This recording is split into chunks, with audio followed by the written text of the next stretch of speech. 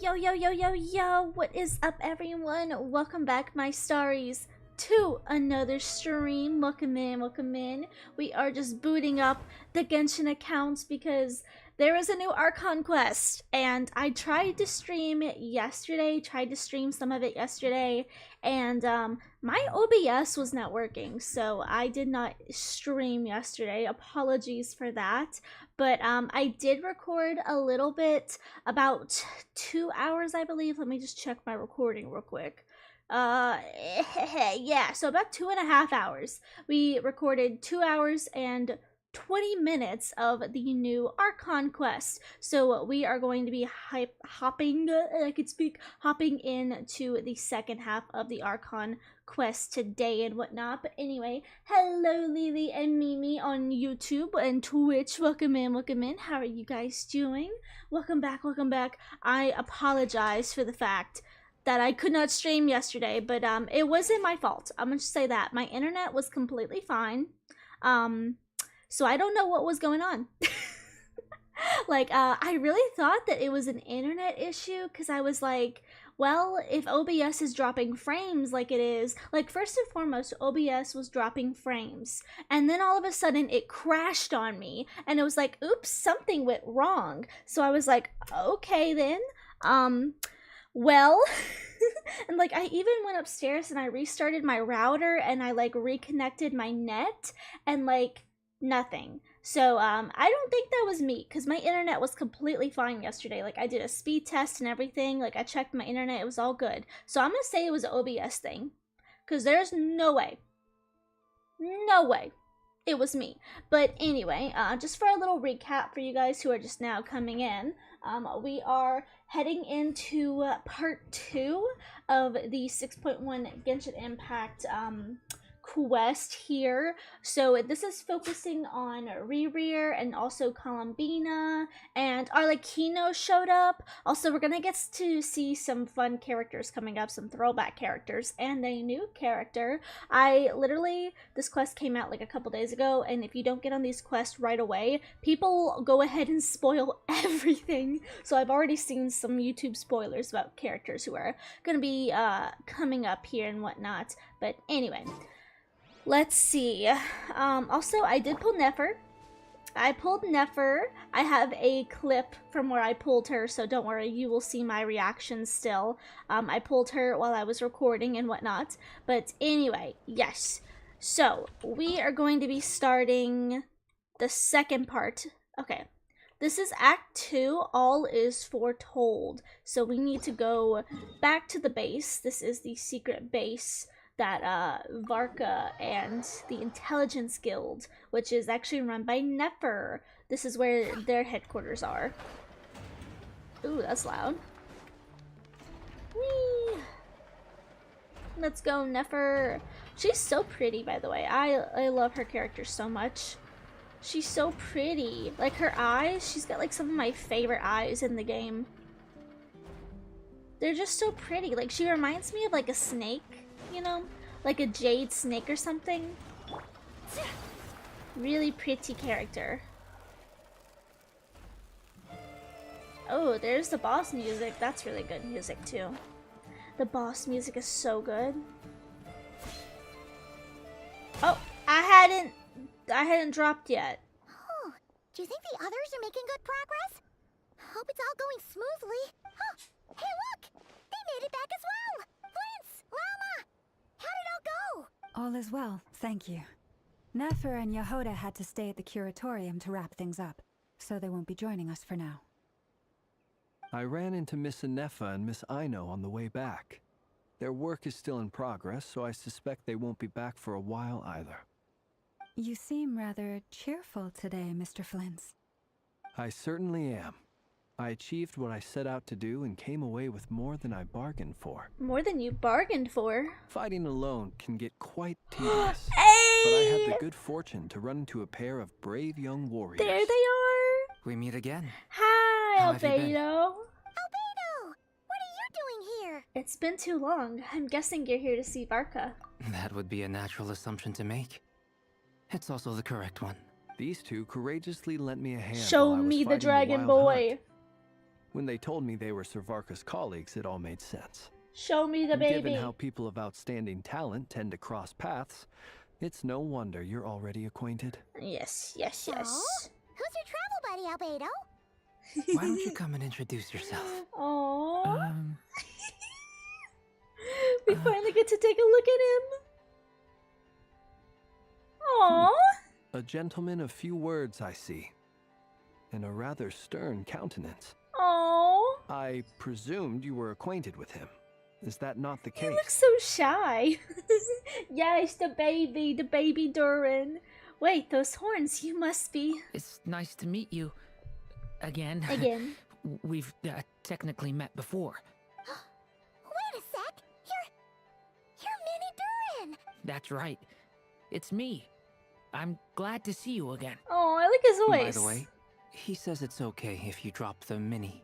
Yeah, I'm not as mini as I used to be. Oh my god, his voice is so cute. Interesting, isn't it?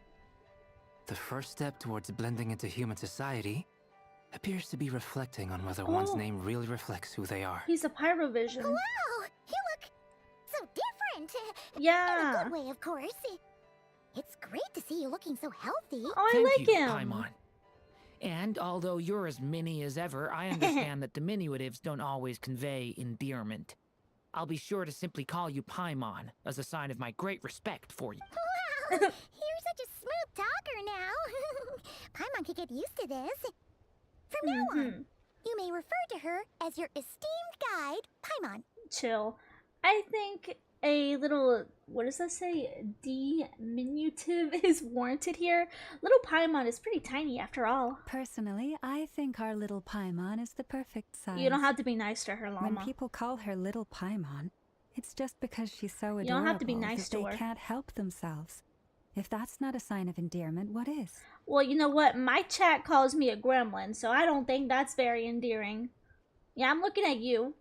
Yeah, I'm looking at you right there, watching. Call me a gremlin one more time. I'll catch these hands. How about that? You're absolutely right, Miss Lauma. My brother still has a long road ahead of him when it comes to understanding human relationships. Anyway, speaking of long journeys, Kutar. didn't Columbina, leave with you? Also, How come she isn't back yet? the way that she says Kutar, it itches the inside of my ears. It's so good. It's so good. The way she says it better than anyone else does.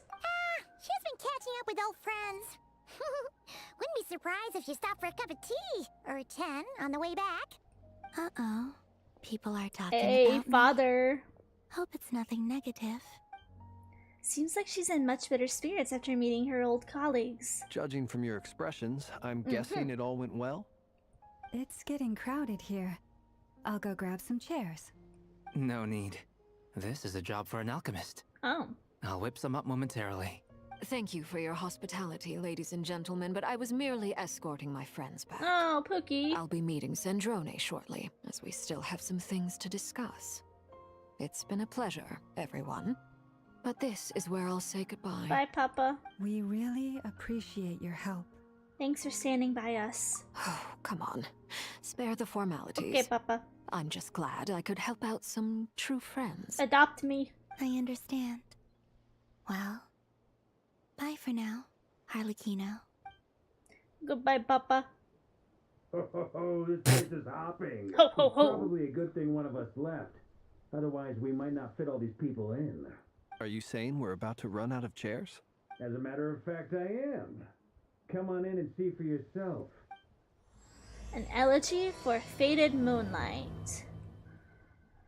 Alrighty, Varka in there. Ho ho ho. Like, what, you think you're Santa or something? You think you're Santa Claus? No, you're Varka Claus. Yeah, I said it. Varka Claus.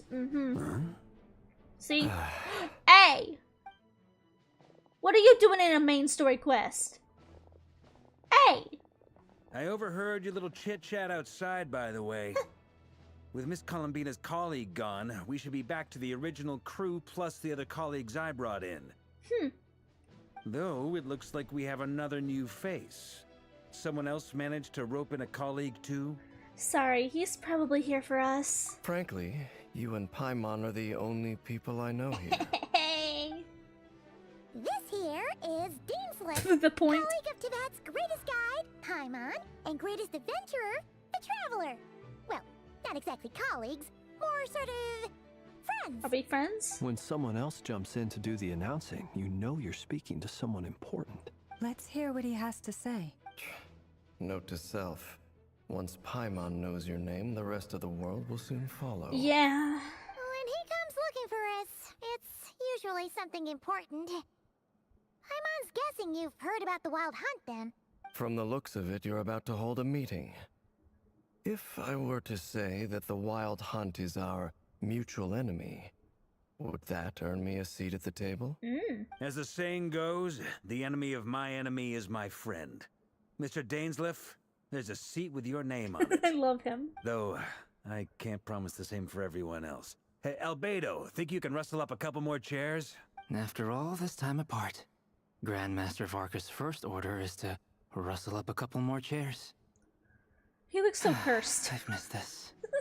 Is he being sarcastic? Hey, he's your brother. Why are you asking us?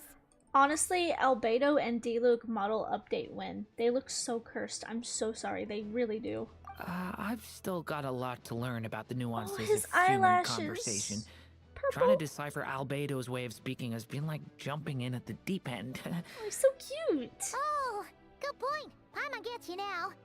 Don't sweat it. There are people who go their whole lives without getting the hang of it. You're ahead of the game already. Look at you, Paimon, expert in the art of encouragement. Oh, Lumine. I wonder what's taking Nefer so long. Also, can I just say, I really love in the last couple of nations, it really feels like the Traveler is getting more personality. Like, we never saw this in the first couple of nations and stuff, where you see the Traveler kind of showcasing different emotions. Especially crying with thumbs up. She I'm saying she because I'm playing as Lumine for the MC, but in my case, Lumine is just so much more funny, I feel like, as a main character. She's a little memester now. Perhaps you should go and check in with her. If anyone can hurry her along, it's you. I just got back from the curatorium. Besides, aren't you curious to see what's Girl, taking I her just so long? damn. Miss got no Nefer clothes doesn't on strike the me as the side. type to share secrets. And since gathering intel is her specialty, I'm guessing she'd prefer to keep her methods confidential under such circumstances. Would it not be tactless for me to impose? I said my frames are dropping real quick, so I'm gonna pause real quick. Pause. Okay, now we're good. Oh, but it's fine for me to impose. What can I say? You have unrivaled ability to garner people's affection, Miss Moonchanter. What can I say? Besides, you have far more in common with her than I do. Look at this wannabe Dan Howell. What can I say? All right then. What can I say? Impressive. She barely fought back at all. I admire your powers of persuasion, my friend. As I'm sure Miss Lauma will realize soon enough, the trick in life is to always pitch in with other people's responsibilities so that you can be selective with your own. Wow. Another trick is to simply hide in the background. Spoken like a true sage. Anyway, looks like we've got some time to kill before the meeting. Let's take a little breather, folks, and feel free to chat amongst yourselves. We'll get down to business once the other two arrive. We chatting? Yo, what's up, Columbina? You're both awfully quiet. Why don't I start us off with an icebreaker? Much obliged. Have either of you ever had your portrait painted? If not, I'd be glad to help. That sounds like a lovely idea. Oh. You know how to paint, then? I dabble occasionally. He's an excellent painter. Tables, chairs, people, dragons, you name it. He'll paint it for you. I'm flattered. If I ever get the chance, I'd like to give it a try myself. Oh. I'll bear that in mind. Anyway, how about you, Durin? What sort of portrait would you prefer? Oh, I'd be fine with anything. Whatever style feels best to you. Very well. Then I'll play it by ear. You can replicate any style I want? I can try. If you show me a sample, I'll do my best to match it. Thank you. In that case, I'll dig up some reference material for you. Aww. Her voice is so pretty. Hey, what are you doing here? Yeah, what are you doing? You usually come in after the quest. What the heck? Is there something you'd like to say to me? Girl, where do I begin? Yeah! For starters, why'd you just show up here without even giving us a heads up? If you think back to our previous interactions, you may recall that that's hardly out of character for me. You got a point. You do have a That's point what I there. said. Sorted out your accommodation yet? Oh yeah! You'll need to find somewhere to stay the night too, right? Wanna tag along with us? You never know. We might get a group discount. Just say he's like our father or something, you know? He got the blonde hair. Sure, let's do that. Great! Paimon will handle it. And in return, we can get Dainslift to be our very own personal bodyguard. Dang, we're having a sleepover with Dane. Paimon, you're thinking out loud again. If that's what you had in mind, you should have said so sooner. I'd be happy to help. Oh, okay then. Paimon was only kidding, but good to know. This is so weird, but I feel like before I was replaying the game recently, I always thought that Dane was kind of a meaner guy, but Dane is actually really nice, you know? I always thought that he was a little bit more on the mean kind of I guess kind of like a D-Luke type character, but he's actually really nice. Anyway, since we're all here together, we might as well watch each other's backs. That's just what friends do, right? Indeed. Thank you. You're welcome, Pookie. Also, where's your brother? What's his name? Vetterfonir? Where he at? Tell me more. We saw him in part 1 of this already. Truth be told, Or I heard can't him. remember the last time I was in a meeting with so many people. You're not alone there, my friend. The Lightkeepers also struggle to bring everyone together for a serious discussion. I'm not crazy. His thighs are huge. I don't doubt that. I've only ever met two Damn. Ratniki, one being you, and the other being that young guy, Itlua.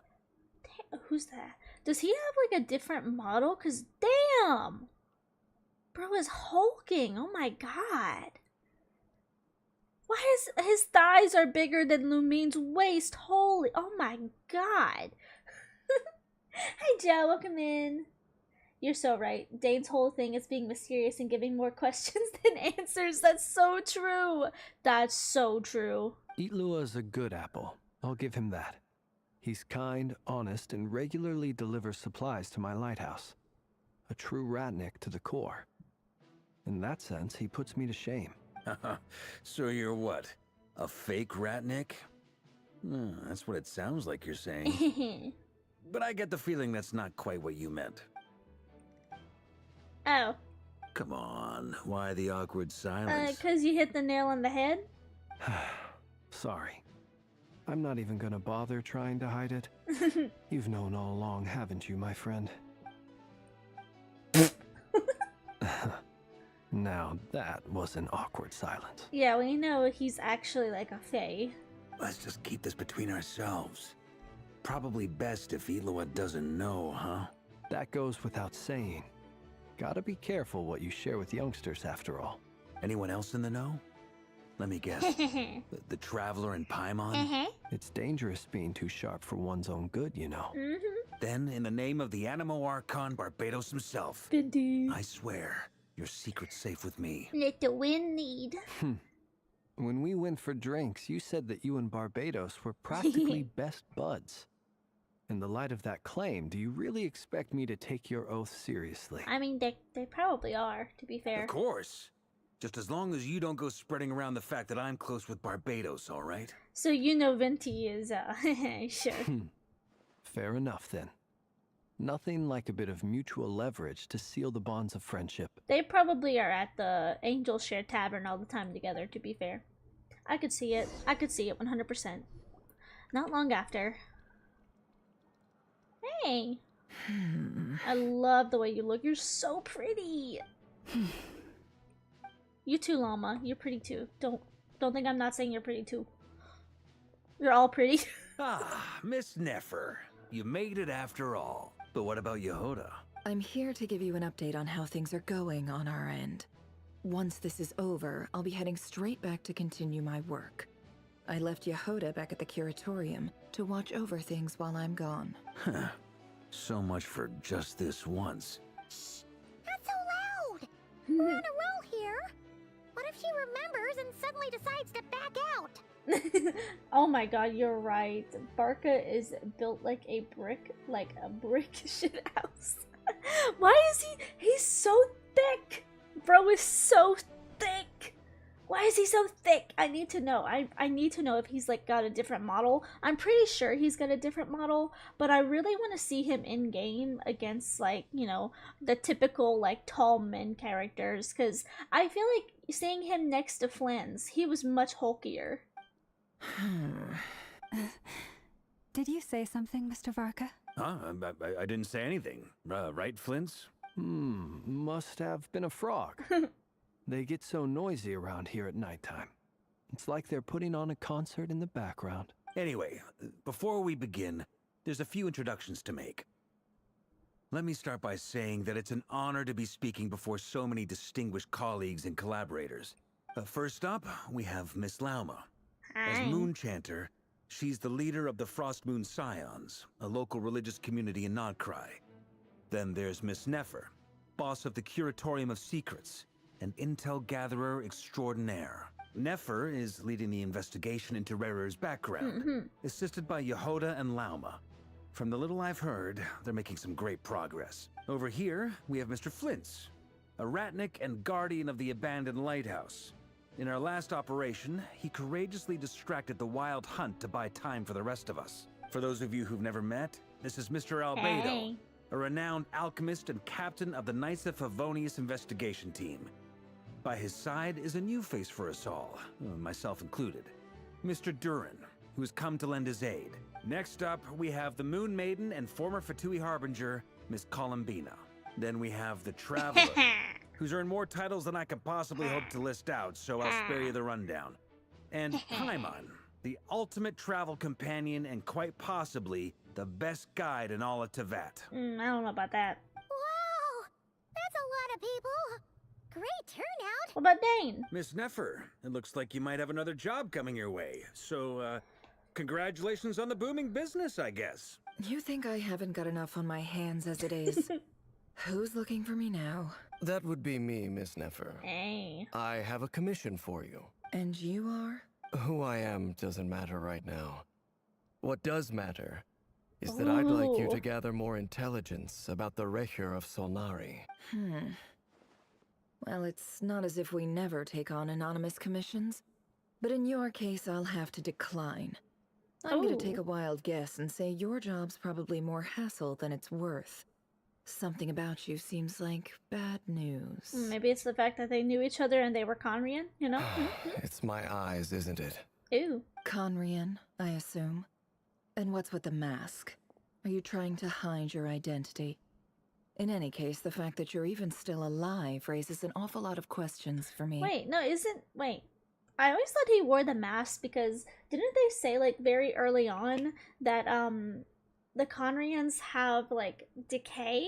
Cause like, you know, like they're immortal, but like we know with Capitano that he said his body was very decayed.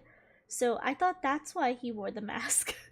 Am I just slipping up on lore or something? My name is Dainsleif. And yes, I am from Conria. As I'm sure you're aware, the Recher of Solnari's real name is Rerir. He was once an acquaintance of mine. Really? Then you must have been quite an influential figure yourself. Twilight Sword. You flatter me, but none of that matters anymore. My point was simply to clarify why I have asked Miss Nefer to investigate Rerir's background. So you're both from Conria, and it sounds like you used to be friends? What am I missing here? Surely you already know how he became one of the Five Sinners. I'll tell you everything I know. Ooh. The history of Conria, the names and identities of the Five Sinners. I remember it all like it was yesterday. Oh, we eat good right now. I have never spoken openly of this before. But the truth was exactly as people say. The Five Sinners were each driven by their own desires, And it was by playing upon these that the Abyss tempted them to their fall, tearing KRAI apart in the process. The visionary, Vedifenir, who wished to foretell the future. The wise, Haroptatir, who sought limitless knowledge. Gold, Rhindaughter, who desired to create life. The foul, Surtologi, who pursued supreme strength. And last, but not least, Raker of Solnari, Rerir, Ravager of the Moon. Of the five, Rerir is the only one who remains a mystery to me. He never harbored grand ambitions. So what changed in the space of a single night? How did he come to fall like the others? I'm guessing it's because of his girlfriend to be fiance. I think something must have happened with her. Either she found out his identity as someone who is killing the Crimson Moon bloodline, and she doesn't like that, or she ends up dying somehow. In other words, you're saying that his change came as a shock to you, and you have no idea what actually happened? That's right. Huh. You mentioned how the Abyss tempted them, which led to their fall. But what did that look like in practice? And what other context can you give me about the events of that time? The more detail you can give me, the better. Strangely, now that it comes to it, I hardly know where to begin. Huh. The fateful night took place during the era of the Eclipse Dynasty. One day, my elder brother, the visionary, Vedifenir, was summoned to the palace by the Vinster King, only for the king to gouge out his eyes and cast him into the dungeons. Oh. Well, I didn't know about that. When I came to hear of this, my fury knew no bounds. Yeah. I gathered together every ally I thought I had, and together we set a night to storm the palace and free Ved. This is new info. Centuries on, the memories of that night still haunt me like a never-ending nightmare. We broke through the palace gates, just like we had planned, each striking towards our separate targets. But then, I was betrayed. Oh. Even Vedifenir, the very person I had come to rescue, abandoned me and partook of the Abyss's power. I'm sure he's probably angry about the whole eye gouging thing. So, it's personal after all. Then tell me, Mr. Dainsleif, what price are you willing to pay? You, of all people, must know that nothing comes for free. I cannot say what price would be worthy of such a commission. But know this. Rerir was not always a madman. Believe it or not, there was a time when he was just an ordinary man. Yeah, we saw that. Working for the Conrian Intelligence Service. Uncovering the truth of Rerir's past is the only way to unravel this mystery. But before you decide if you will accept my commission, I will tell you more about him. Enough, I hope, to help you plan your next move. Sounds pretty good to me. Feels like we just flagged down a random passerby, only to discover he's actually a master strategist who has a score to settle with our enemy. Must be all that good karma I've been building. Who knew having a Conrian friend would come in this handy?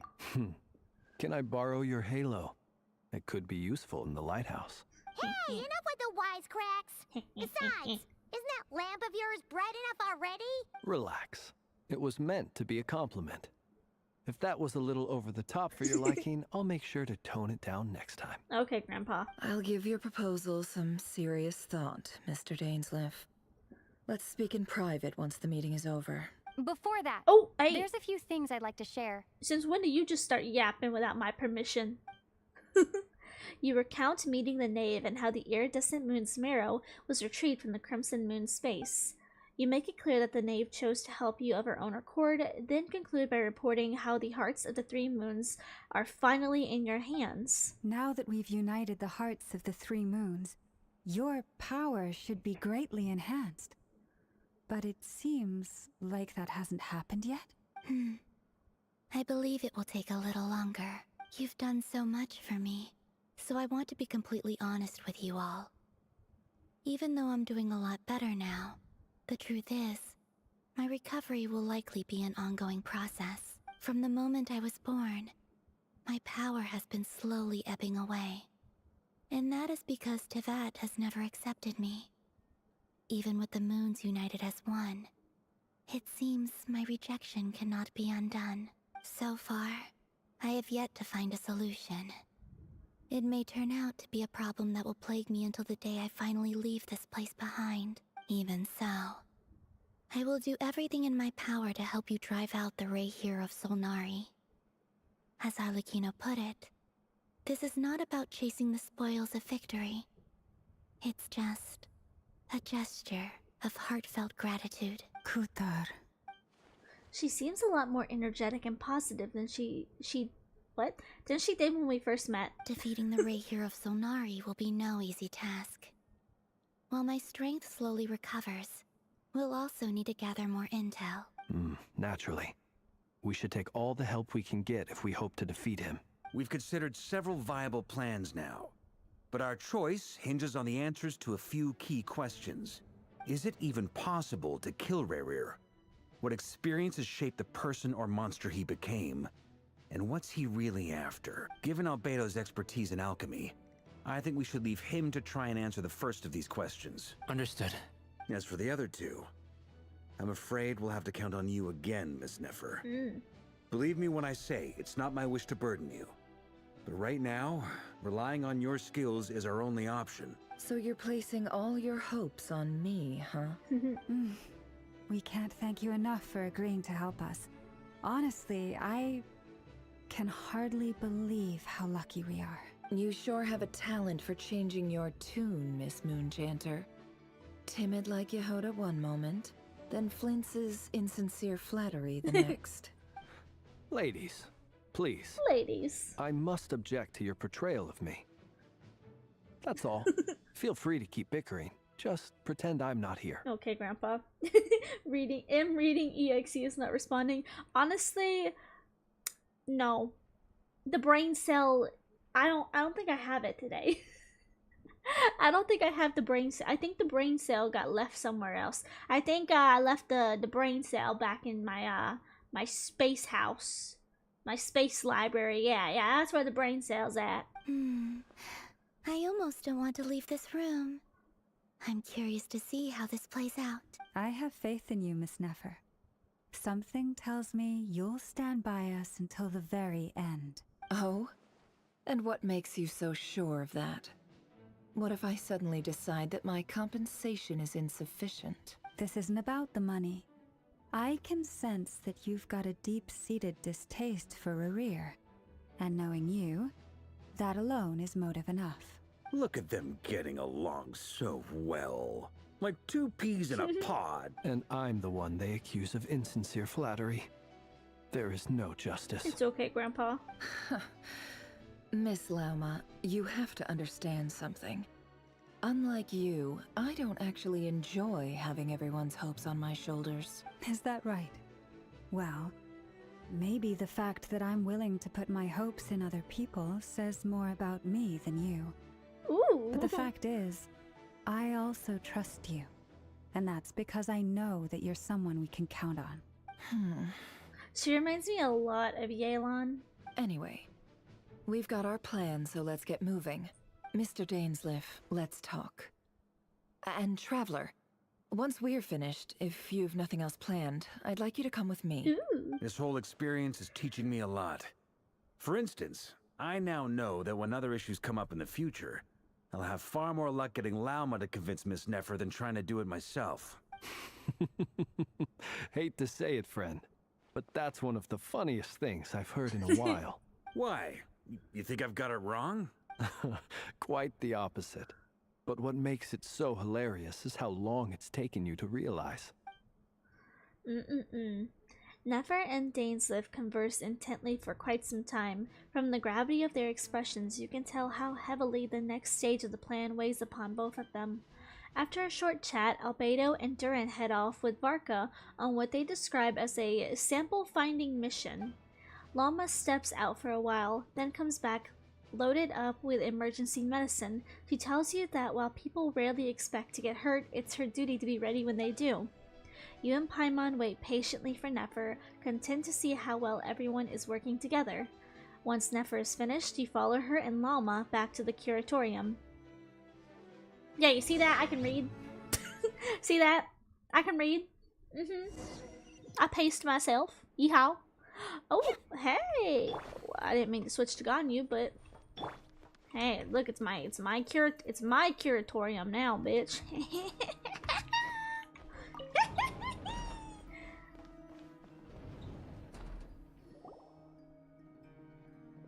Hey. Thank you for waiting. Yehoda. It's okay. We actually used the time to help Dainsleif get a room at the hotel. That's very considerate of you.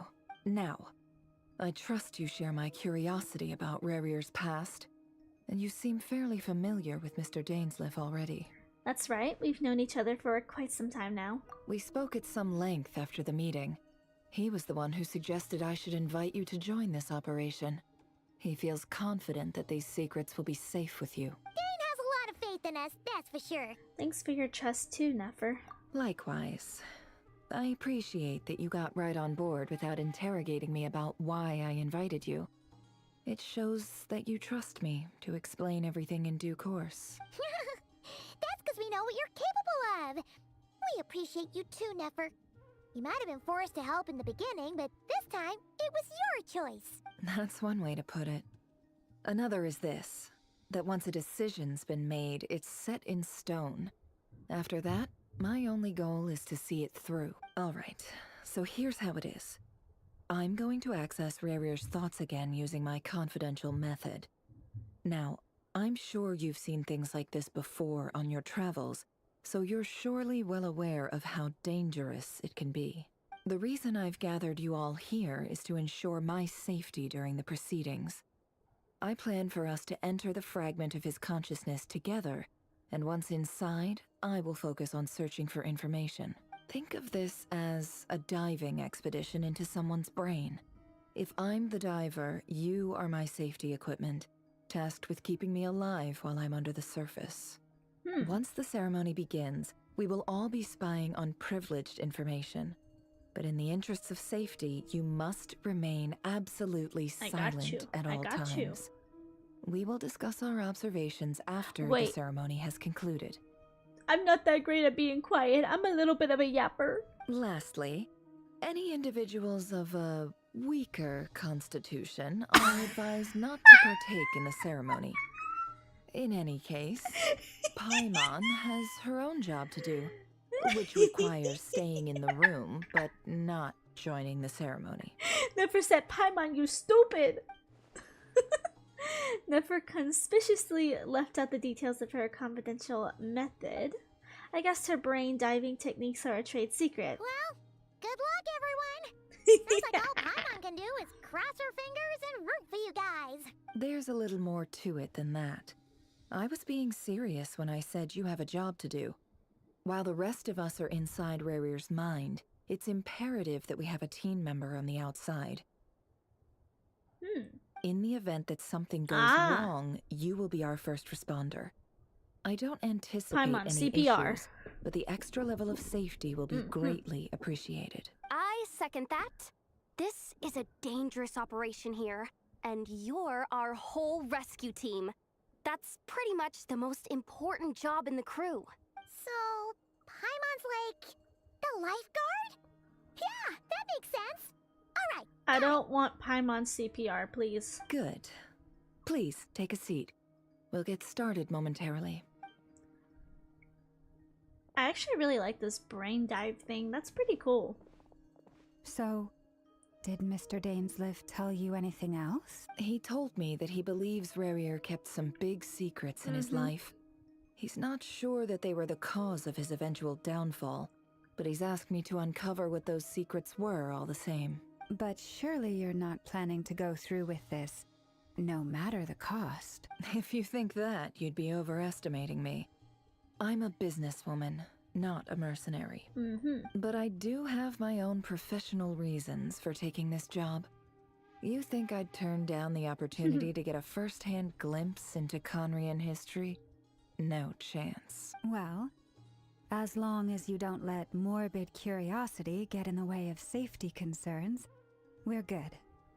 We'll do whatever we can to help you. Oh, you're so right. The time heist. Yeah.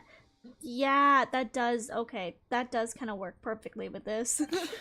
You're such a killjoy. She's got incense, candles, almost feels like a summoning ritual. Seems like Nefer still has no intention of sharing her trade secrets, but now's not exactly the moment to pry. I see there's a chest on the table. Could that have something to do with her intel gathering methods? All right, I'm good to go.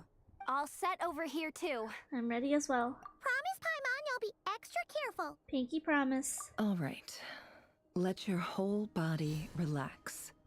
We're about to begin. Close your eyes. They're closed. They're closed. I'm totally not peeking or anything. Phew. Could this be his office? Pretty standard setup. Bookshelves, paperwork, files. That one's glowing. According to Dane's That's glowing. Freer used to be an intelligence operative. Chances are there's plenty of top secret intel stashed away in this room. Is this where you keep your secrets, Rerir? Can't say I'm not looking forward to this. Well, first and foremost...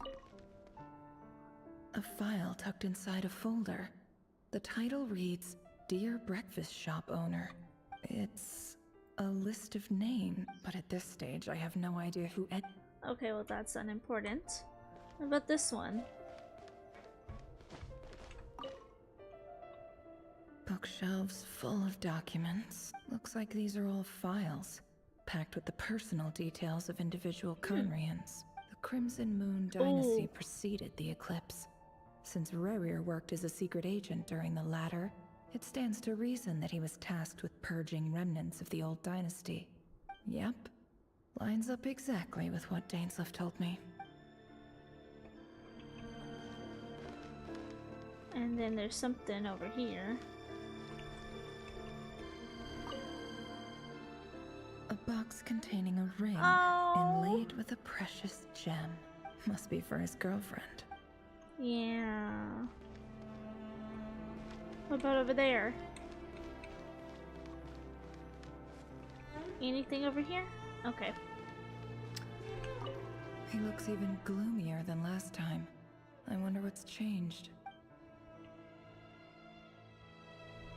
He looks even gloomier. Wait, what? What do you want? You want me to sit? I can sit. Today's files are in. Time to wade through them just like usual. Male, 51. Occupation, cook. Confirmed Crimson Moon descendant. Has maintained frequent contact with other descendants over the past year. Poses a threat to the dynasty. I don't like this. Neutralized. Oh, I don't like This one this. should be archived under purged targets. I don't like this. Female, 23. Occupation, office clerk.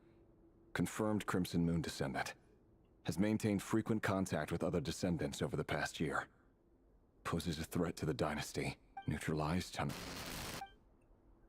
I don't like this. Another one for purged targets. Sounds like she was that other man's daughter. Oh. Never mind. What's it got to do with me? I don't like this. Male, 40. Occupation, teacher. Confirmed Crimson Moon descendant. Has been observed making contact with other descendants during the past year. Poses a threat to the dynasty. Neutralized on... I don't like this. Just another nobody for the archive. Shut up, Rerir. Come to think of it, I remember surveilling this man. A case like his never would have been considered a priority in the past. Huh. He barely even interacted with other Crimson Moon descendants. I don't like this. Female, 16. Oh, come on. Occupation, none. It's just a kid. Orphan and confirmed Crimson Moon descendant. Has been observed making contact with other descendants during the past year. Poses a threat to the dynasty. Neutralized on... It's just a kid. Filed. I have no recollection of this girl. None whatsoever. She doesn't seem to be anyone important, but then again, how many of them really are? That's mean. Female, 13. 13! Occupation, none. Orphan and confirmed Crimson Moon descendant. Has been observed making contact with other descendants during the past year. Poses a threat to the dynasty. Neutralized on... My god, they're all dead. Filed.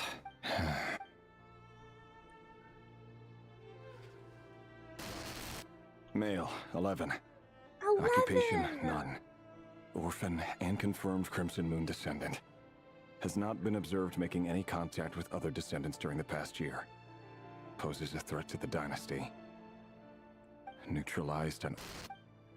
I feel like this segment is just highlighting how he is, just not even seeing these people as people anymore. It's just work. 6. Male. 6. Occupation, none. Orphan and confirmed Crimson Moon descendant. Poses a threat to the dynasty. See, that's where your logic is so flawed. How can a 6-year-old be a threat to anything? This is hitting too close to real-world situations going on. It's funny, isn't it? Your job is becoming both harder and easier at the same time, depending on how you look at it. Who's talking to me? Sooner or later, the Crimson Moon descendants will be completely wiped out. But as their numbers dwindle, they become harder and harder to track down. That's not how it is. Fortunately, however, most of the able-bodied adults have already been taken care of. Oh. The remaining weaklings will be increasingly easy to deal with. No! Is that someone from the My job Abyss? is to ensure the survival of the Eclipse Dynasty. And the only way to do that is by eliminating any and all potential threats. It's a perfectly legitimate line of work. You're delusional. Every single one of my colleagues can attest to my fairness. And if my friends were aware of the facts, I know they'd back me up too. I don't think they Assuming, would. of course, that they were aware of all the facts. You're delusional. Look for Vetterfilmir.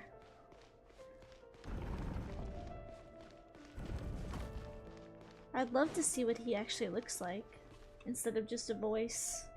Mr. Vettelfilnir, it's been quite some time since we last met.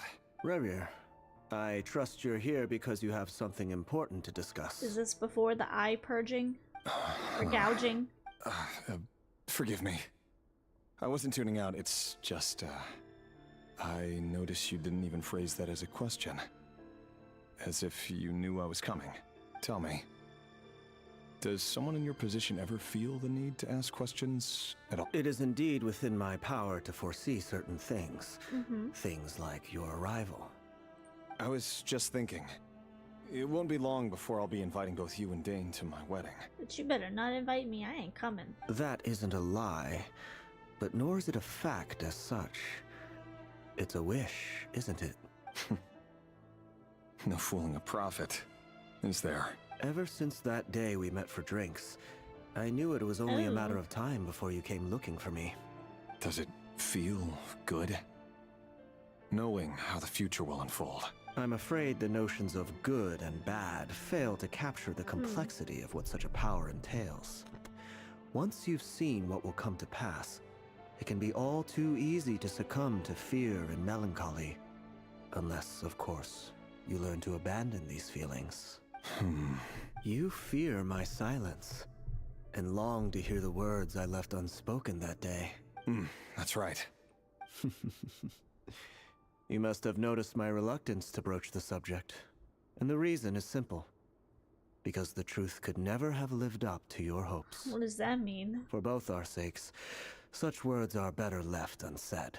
The burden of prophecy was never meant for your shoulders. So who exactly do you deem worthy to hear your prophecies?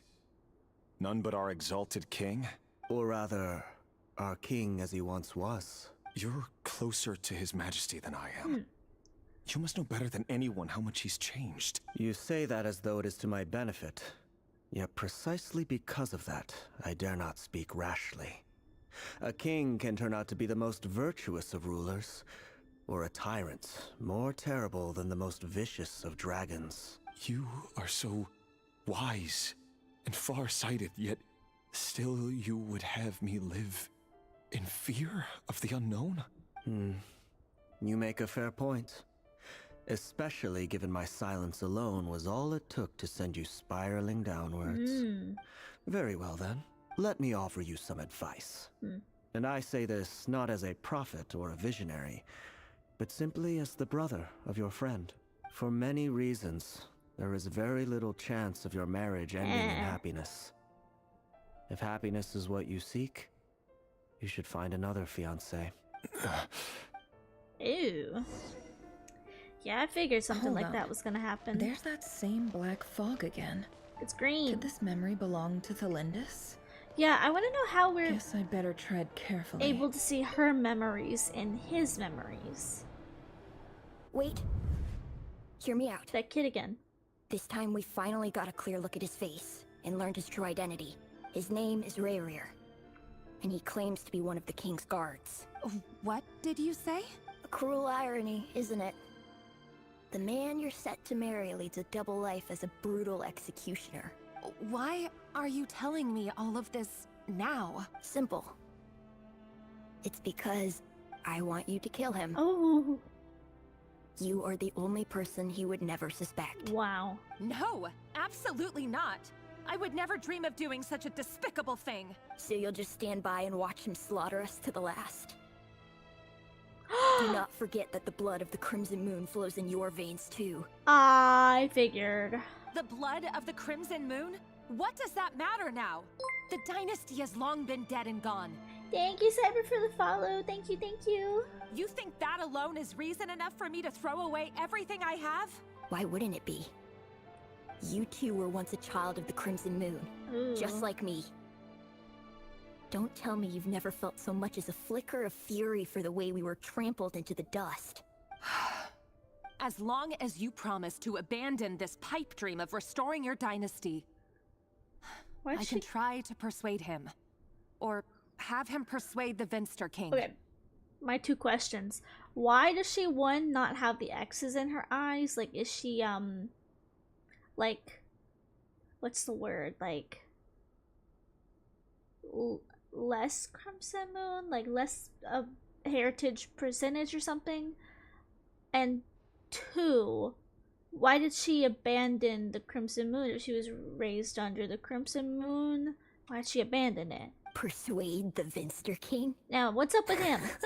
They said that the king changed, but why? Like, what's caused him to change? Was it like Abyss or something? Because there's a lot of like Abyss ties into Conria. Do you even know why he's so obsessed with hunting us down? Why he keeps trying to force us to hand over our secrets over and over again? Or why we refuse to give up on restoring the dynasty? The Vinster King. A blind fool. His eyes clouded by powers from beyond this world. Huh. A petty little man with a miser's heart. And he dares to sit upon the throne? Mark my words. Sooner or later, Conria will fall. That's and true. it will be his doing. That's true. So, okay. I'm using my theorist noggin. So it says he wants powers from beyond this world, so something like the Descenders or like the Narwhal. He wants to harness something like that. If you can't bring yourself to do it, so be it. Ooh, Just you watch. I'd have thought. It won't be long before calamity descends upon us all. Okay, so we did see in like the I can't remember the name of it, but the last Dane quest, the one after Notlin, before not KRAI here, we see that Conria was trying to summon Descenders. So maybe the king is trying to summon a Descender, and maybe he wants their power or some sort of power that they can control. The Reiki Whoa! of Solnari. What was that? Did you see her face flicker? That really is quite a secret you've been keeping from me, Rarir. Why are you looking at me like that? But who am I to talk? Am I really any better? I've kept my own past a secret this whole time too. Love should be built on honesty. But ours was born from lies. And yet, is it really so wrong to hide things that would only make life harder? Oh. If we don't cover up the parts that no one else should see, how can we go on pretending to be normal? Vedifulnir must have known all this. And that's why he made his prophecy. In the end, nothing stays hidden forever. But I won't just sit by and watch this disaster unfold. I'll do everything in my power to protect what I cannot afford to lose, no matter who I have to face. Ooh. So in the end, according to Reaver's logic, he would have to kill her too. Because she's also of crimson blood, huh? Ooh. The dynasty may have been usurped by the land, may no longer be ruled by the Crimson Moon's descent, but it's still ruthless genocide and heartlessly hunting down and murdering children en masse due to their ancestry, heritage, and lineage. It's still invading a land and genocide of its indigenous people and forcibly taking over their lands for treatment. It's brutal. It is. It really is. It really hits hard because also a lot of that is still going on in our world too. Was that Rarir who just walked past the window? So, doesn't it give you the chills that he still takes the same road to work every day? As if nothing ever happened. It's hitting really hard. Those people at the deli. Enough already.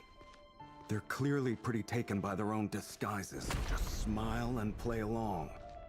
Pull the rug from under beasts like that, and you'll risk having your throat torn out. Deli? Oh. They're talking about those people from the opposition. Oh. Right. I'd almost forgotten they used to run a deli. People of no consequence always vanish so easily. And no one even remembers them. Huh. Yeah, I want to see more about his fiancée. But surely you can see he's not the man he pretends to be. So many have died already. And they say that the king's madness grows with each passing day. Who's this? We're not going to survive this, are we? But why does it have to be this way? Do we really deserve to die just because of the blood that runs through our veins? Felindis, are you even listening? She doesn't have the eyes either. Sorry, Freether. My mind was off wandering. I heard you, though. You're talking about what Rarir said. So they must be, I'm assuming that they must be like, long descendants of the Crimson Moonblood, because they don't have the X over their eyes. He's just following the king's orders. He's a secret agent, and it's his job to hunt down rebels and dissidents. So I'm gonna take a wild guess and assume either you have a higher percentage of Crimson Moonblood to have the X's, or Arlecchino said earlier in the quest that, in part 1 of the quest, that she was of a royal bloodline, so maybe, the only ones who actually show the X's have the royal blood in them or something? I'm taking too wild a guess, because we don't really know yet. By the time you first met him, he'd already taken lives. Maybe he was using you from the very beginning. No. Rarir has no idea I have anything to do with the Crimson Moon. My family are only distant relatives of the main lineage. Yeah. Besides, my eyes are perfectly ordinary. Truth be told, apart from my teacher, pretty much no one knows I have any connection to any of it. Ooh. It's been a long time since my family severed ties. But as Orlog said, who could possibly talk sense into that raving lunatic of a king? No one. I'll work something out. Trust me, I'm with you all. But for now, you need to keep yourselves hidden. Don't let anyone find you, anyone at all. Don't forget that Rarir is an Eclipse operative. You need to be extra careful when he's around. And when I am too. Wow. For now, don't come looking for me. And if anything happens to me, just act like we've never met. Oh. If even you can't escape this, what hope do the rest of us have? But after all this time together, surely he wouldn't lay a hand on you. One would think. I won't speak in his defense, nor can I give you a clear answer to that question. But I'll do everything I can to put an end to this. I'm gonna be so real. I feel like this is a really strong testament to how strong of a character she is. Because imagine living and probably like going to bed with like, you know, someone who has been wiping out your bloodline. Like, at any second. You know, he probably wouldn't kill her. I don't think he would. You know, because he loves her and he's kind of low-key crazy about her. But like, that's terrifying. Here, hold on to this. If an opportunity to escape presents itself, take it. You'll be glad you took some spare change. You call that change? But what about you? I've got a job, and there's still money coming in. But you can't go anywhere right now. Please think about yourself for once. Oh, she's just a kid. Just a baby. I really want to know what Rear thinks when he finds out the truth. Training room. Another day, another round of assassination training. Oh. Training ground is just beyond this hidden passageway. When you kill a person, doesn't it bother you when you end up covered in their blood? Why would it? Aren't we all just walking blood bags? But not everyone is accustomed to hunting down others like prey. You've been a hunter for so long now, you seem to have forgotten that most people don't just go around killing one another. Leave me alone. Who is the voice? Is there someone from the abyss like talking? Begin training! Make sure you have a firm grip on the handle. Then choose your angle well. I didn't come here for this. Keep your movements light and brisk. And the prey won't sense a thing. I didn't come here for this. How does no one's ever died a quiet death at your hands? Oh. I work clean. No traces. I don't like this. That doesn't make it open and a false wardrobe. The king just happens to need you right now. Dang. I don't know how to use her. That won't happen. He's changed. Ever since he fell under the spell of that power. In the beginning, he only had to take out a handful of the guilty. But now... I'm not even hitting them. The ones I dealt with have always been guilty. And I've carried out my work flawlessly. They're not guilty of anything. You're just killing innocent people.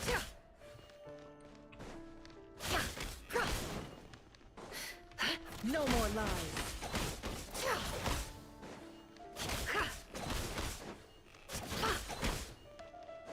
Why do I have to keep doing this? You know why something... Oh. Was it because he didn't trust you? Something else. Oh. Oh. I don't like this. Investigate the spaces? Oh. I'm stuck on bodies. The Lindis, do you still remember Orlog? Orlog? The boy who was pretending to sell flowers. You spoke for quite a while, didn't you? Yes, we did. What about him? He was arrested No. 2 days ago. Chances are he's already dead. He... I just don't get it! After everything he's done, Yeah. why do you still stand by him? Or does it mean nothing to you that people keep dying? No, that's not... Just hear me out. I need to go now, Thelindis. They're looking for us. You take care too. Oh, okay, let me read this. This is like perfect interjection into this. The fact that the Lindis is trying to justify it doesn't immediately turning against Revere just shows how little it really matters to her. that indigenous people are being genocided and that people are being hunted down. Yes, it's made worse considering that she has Crimson Moon blood running through her veins and isn't showing complete aversion to any of this. She's truly terrible too. I really want to know why she's sticking with him. Like, surely it can't just be because, oh, I love him. Like, surely it can't be. If you ever need a place to hide, come find us. I can't lie here. I feel like she's not being the best of characters. I'll just say that. I just don't understand why she is still staying with him. It can't be like I love him so much, I can change him, I can fix him. It can't be that. It can't. Like, I'm wondering if she's on like a special mission or something. Author Thelendis. Yeah, like I'm wondering if she's on like a mission or something, and she's like conflicted, because I feel like she's definitely conflicted between, you know, trying to save, you know, what people of hers are still left, and also she's a part of the Magi something research group. So I wonder if they're trying to do something to, you know, stop the killing of the Crimson Moon people. So I wonder if she's still staying with him, not just because of love, because of she's trying to get intel or something. But also, I do think that she is, you know, in love with him, and that's why she doesn't want to completely, you know, give up on him. So it's really, it's kind of like she's torn into two, I feel like. But I don't feel like, you know, her actions are the best. Over the course of this week, the research object was subjected to interference for a total of 47 hours for experimental purposes. The results are as follows. All subjects of observation that were sent inside have now... The situation within is proving more problematic than anticipated. Have now died? No progress whatsoever. What now? Won't you give me even a glimmer of hope? She's honestly giving me like, what's the word? Like someone who experiments on other people. That's kind of what she's like, sounds like right now. Like she's experimenting on people. Things are getting worse by the day. I have to find a way or we'll all be in danger. But if all this research comes to nothing, what then? Sooner or later, it'll be my neck on the line. Yeah, like what are they researching? But could he really bring himself to kill me? No. Surely he wouldn't have the heart. I wonder if she even really does love him, or she's just putting on a fake. I feel like she does, but I just don't know anymore. This took a drastic turn from what I was expecting.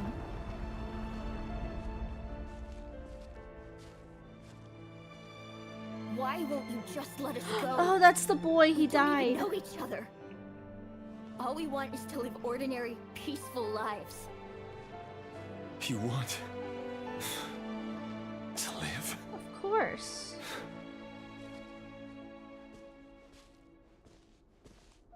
Yes. I just want to go on living. Is that really such an unforgivable crime? Oh.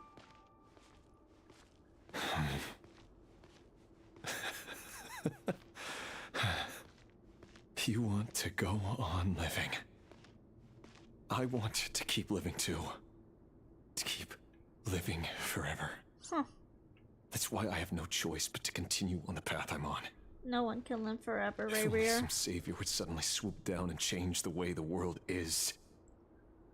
Too bad that's not going to happen.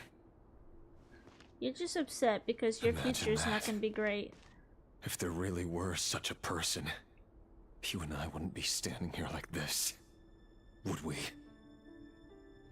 Oh. Dang. Today's files are in. Time to wade through them just like usual. I wonder if Conria had like a god or something. Maybe if he would have, or some other people would have felt more quelled, because he said I wish some like higher power was here. Like every other nation but Conria has a sovereign reigning god except for Conria. So I wonder, is, you know, because we see this in a lot of the nations, how the gods are kind of perceived as like all powerful and all knowing, and in certain nations like Sumeru, people are you know, not kind to their god. But I wonder if, you know, just in general, that a lot of the nations we see in the game, I wonder if the people are almost hopeful and whatnot about, you know, civilization as itself, because they have a god. Because I feel like people turn to, like, you know, higher powers when they feel hopeless. So I wonder if a lot of people in Conria feel this way because they're a nation without a god. Like, I wonder if, you know, the other nations, they feel like, oh, we can survive this. Like, for example,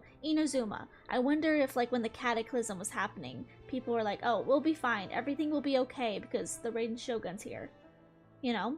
And, like, we even see that in A's, I think it's part 2, in A's part 2 story quest, where you see some of the, soldiers and the people who have passed on during the Cataclysm who were affected by the ley lines. You see how they are like, oh, it's the Raiden Shogun, we are safe if you're here, all is well, we knew that you would protect everyone. So I wonder, is this just showing how, like, how a difference there is between the nations we know now with gods versus Conria without a god? I don't know, I could be yapping, but it's interesting.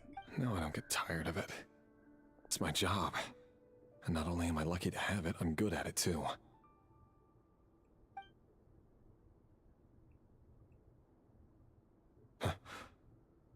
Wait. What? Did you find out? Thalindis? Yeah. Yeah, your wall's coming down now. No. No! Why?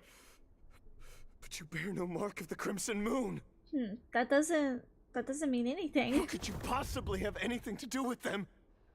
It cannot be. You're so deluded. A diluted bloodline. No, Carefully you're concealed. deluded. I see it now. You've been living in the shadows just like what a fool I've been. Numbing myself with talk of justice. Even imagining my friends would back me up. But in the end,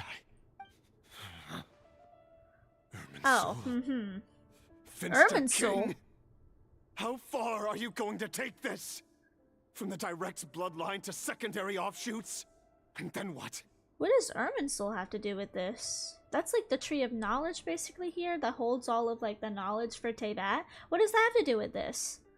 But also, so you didn't care when you were just killing innocent people, but now when your Pookie Wookie Woo is, you know, the one who needs to be now you're upset, how the turntables have turned. Today it's the descendants of the Crimson Moon. Who will it be tomorrow? Oh, now you're having this revelation. Will you not rest until everyone down here is dead? A little late for this. This cannot go on. This is where it ends. Bro, you're a little bit late to the you know, revelation here, my guy. Oh yeah, give me a chest after all that. You're at your breaking point now, of all times, huh?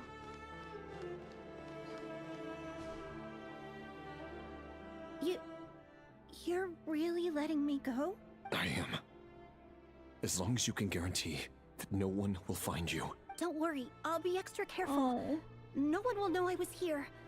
But what about you? Me? If you let me go, you won't be able to complete your mission, will you? Good point. Oh. In that case, maybe you should stay. No, please! I just want to see the outside world again. To... Go on living? Yes. I know you're a man of your word. So please, just let me go. If I let you leave, what will become of me? Just kidding. Just kidding. Go, now. But remember, don't let anyone know you were caught. We'll be seeing each other again very soon if you do. Even shadows in the dark must live by a code. But you can't save everyone. You've been whispering in my ear for days now, Vedifilnir. Oh, that's him? What are you trying to do? Break me down? I thought that was someone a part of the Abyss, but I guess Dane did say earlier that his brother turned to the Abyss, so maybe he's already turned. I only say this because you long for an answer to your problems. Let her go, Rerir, or you risk losing everything. Or actually, you know what? I wonder if this I will is not his abandon subconscious. I wonder if this isn't actually Vedifilnir and it's like Rerir's descending into madness and he's imagining Vet speaking to him because he knows that Vet can see the future. And this is kind of what started his character arc of like being suspicious about his future with the Lindis. Then you'll need a little more vigilance and a lot more power. The world is changing, Rerir. Keep your eyes peeled for your moment of opportunity. That voice used to be so unclear. But now I know exactly whose it is. It's Vedifilnir. He won't tell me how to actually resolve any of this, but he keeps trying to manipulate me like a puppet. What's his game here? Tell me then. What will this moment of opportunity look like? And no answer. He's like a ghost. Always disturbing me when I'm on edge, but never answering when I need him most. So, the Eclipse Dynasty was purging, well, massacring the descendants of the Crimson Moon. And it seems like it was all connected to the Vinster King's research. The King's obsession with abyssal power left the future of Khaenri'ah hanging in the balance. No wonder every aspect of Rerir's life was so unstable. And it looks like this Thelindis, Rerir's would-be fiancée, herself belonged to a sub-branch of the Crimson Moon Dynasty's descendants. It almost defies belief that a couple like them could hide the truth from each other for so long. If the Vinster King hadn't intervened in such a drastic way, they might have gone on deceiving each other for the rest of their lives. And why does Vedifilnir, Dainslif's older brother, that's what keep I'm wondering. talking in Rerir's head? This guy kept more secrets than I ever imagined. The human mind is like a vast desert of shifting sands. When you follow the flow of someone's memories, you only ever see the parts they're willing to let surface. Time for something a bit more creative. We've been inside Rerir's mind this whole time, building up a picture of his psyche. There's already enough clues on the board to start reading between the lines and mapping out the rest. Now, we can finally begin to put the pieces together. What is this? Sure, it'll only be a reconstruction. Part simulation, part reasoning. But it's usually pretty accurate. Okay. Once we've built up a cognitive profile, we just need to cross-check the logic behind his actions. And then we'll be able to take a sneak peek at whatever it is that Rerir has really been hiding. That almost looks like a gnosis. Yeah, the visionary Vedifilnir was the center of Khaenri'ah who spoke to Clothar Alberic and led him to found the Abyss. Yeah. What is this? It looks like Dane over there. Is this Rerir? Rerir, are you there? Yeah, it is. Also, Rerir is also the name of I think it's, correct me if I'm wrong, but I think it's like Norse. I can't remember exactly, but the symbol's a wolf, so that kind of is perfect. Action points. What am I supposed to action? How do I move? Ah, shit. This move's really weird. Hey, Rerir! Come out, it's urgent! Dane? What's wrong? So this is what she meant by simulation. Quick, come with me.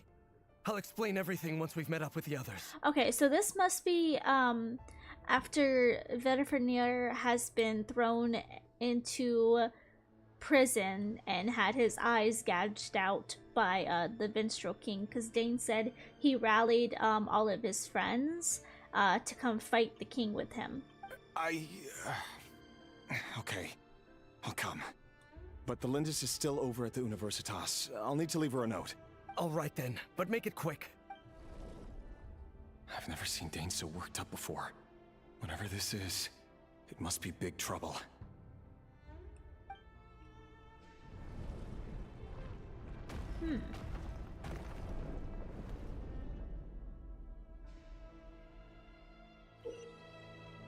Okay. So... I see. This move's really weird.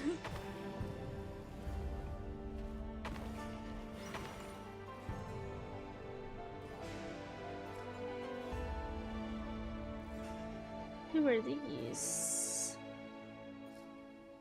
Well, this is a nice Rhine change, daughter. meeting you all at this hour. When men and women of ambition can speak face to face in broad daylight, Ooh. I say that's a big step forward for our dear Conria. Albedo's mama. Don't be ridiculous. Certology. We do not fear the day.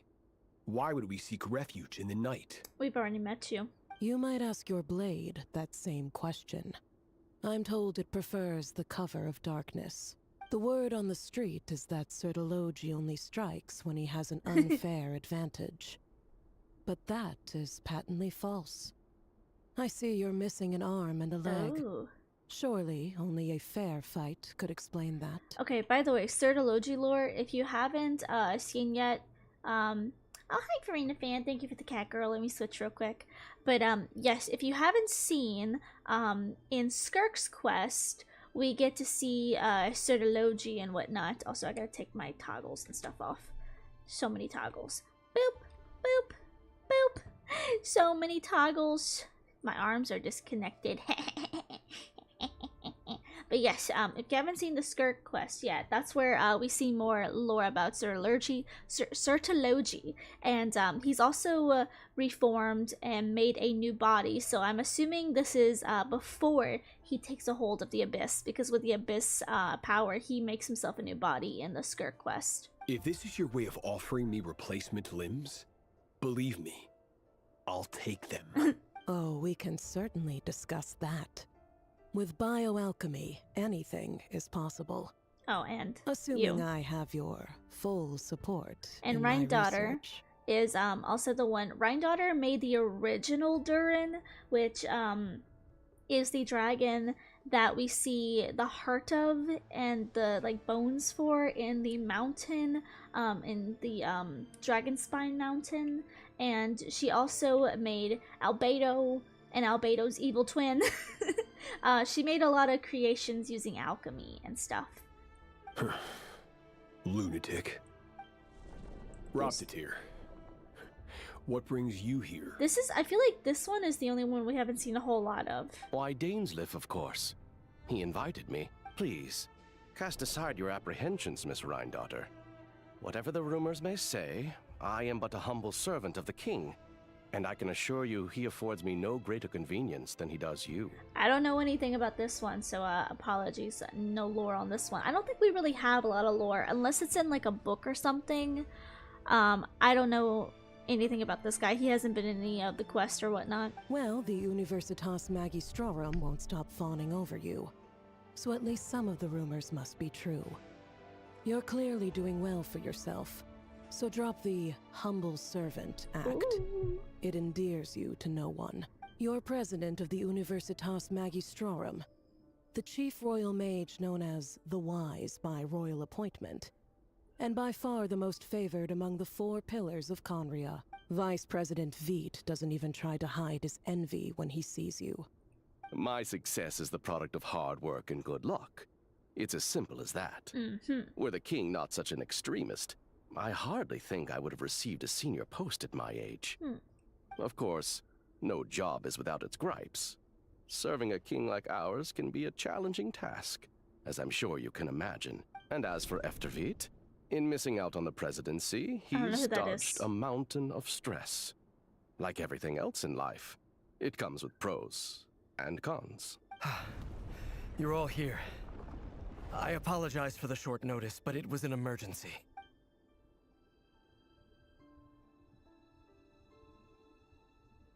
You must be Rerir. Mm-hmm.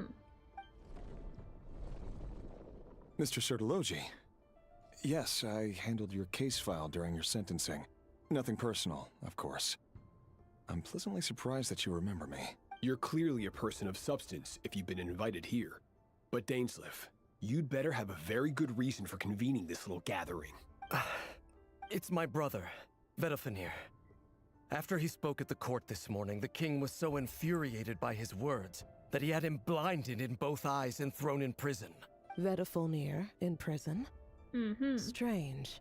I thought the king trusted him and Heroptatir more than anyone else in the world. Does this mean the king's circle of trust just got even smaller? It has nothing to do with trust. It's about what the king wants, which is as clear as day to anyone paying attention.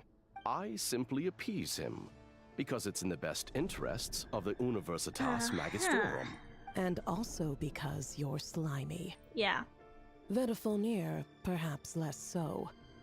But still, a visionless visionary? It rather inclines me to think that qualifications are not what get you ahead in Conria. Do you honestly think this is an important discussion to be having right now? Dane, what are you planning to do? Rescue Vedofenir, I assume. Correct. It will mean storming the palace by force. Tonight. I need all of you on my side. That's far too dangerous. And don't forget, Dainsleif, you're captain of the Royal Guard. You swore an oath to the throne.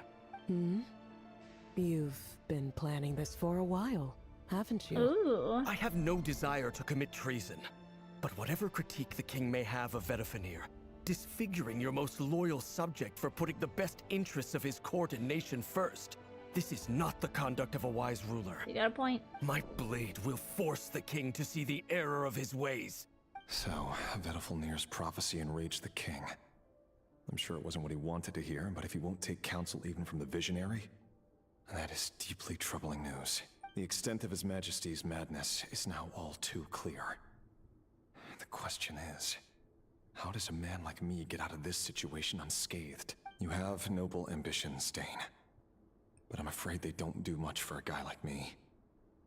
I'm not interested in saving the world. All I want is a letter of pardon. It's so weird seeing Rerir before he goes absolutely batshit crazy, because he has such a level head on his shoulder. Even for someone who's literally like a executor.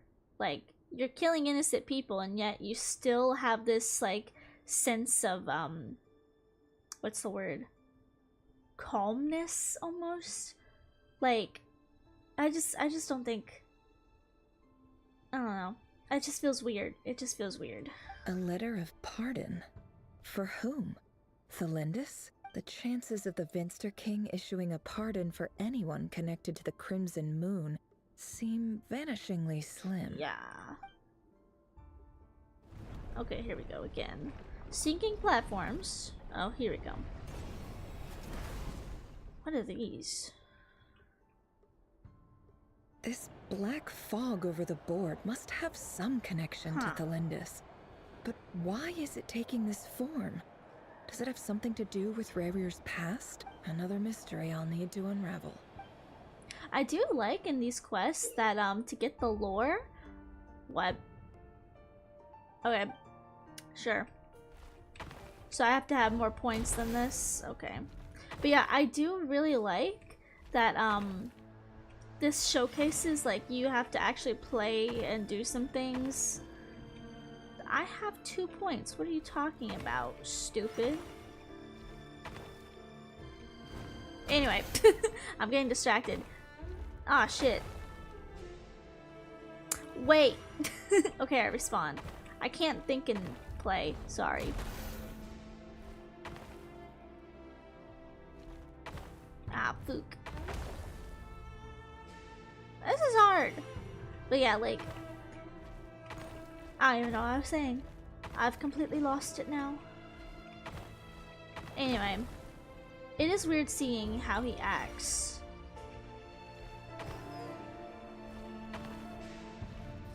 before being crazy. How do you do this?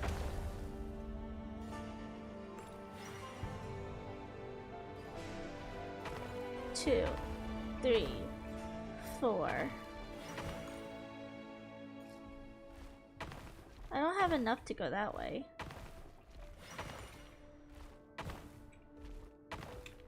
Fuck! I messed it up. See, it doesn't go the way you would think it does. I'm going forward, but it thinks that I'm going to the left. But I'm hitting the W key. The controls feel so weird on that one. Author Thelindis. Over the course of this week, the research object was subjected to interference for a total of 60 hours for experimental purposes. The results are as follows. Research dating back to the Crimson Moon Dynasty has established 2 points regarding moon marrow. Firstly, its origins have something to do with a god's power. Secondly, it serves as a portal to an as-yet indeterminate location. Moon marrow can thus be defined as a spatial gateway. However, there are a number of hurdles to overcome before we can answer the question of where it leads to. To start with, opening the gateway requires a specific power source, which the relevant literature indicates. Why? Okay, I'm wondering if like this gateway thing is like the same thing, or at least similar to what Arlecchino does when she opens up a space for us to go and collect the Crimson Moon. An enormous amount of power is then required to keep the gate open. Currently, the total power output of our instruments remains in the single digits. To make matters worse, I am now the only staff member remaining in the Moon Marrow lab. The Universitas Magistrorum recently decided to move most of its personnel into abyssal energy research, which has stymied all Crimson Moon-related projects. This is not a wise move. I have always maintained that placing all our hopes in a single source of power is risky, especially one as poorly understood as this, as well as making ourselves overly reliant on a single resource. We are neglecting other promising technologies. I apologize if this comes across as disrespectful. But as a Moon Marrow researcher, I desperately want to see the world beyond the gateway. If we really made it there one day, what would we find? And how would we go about taming the unknown? My imagination is endlessly fueled by questions such as these. So I'm assuming they have to go through a gate. She's like researching to open up a gate? Is that what we saw in the water? I'm assuming so. They're trying to open a gate to somewhere. That's what I'm getting from this. There's another one.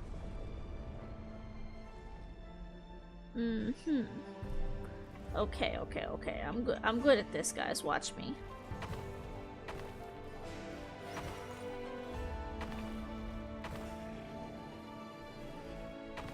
Boom. Boom.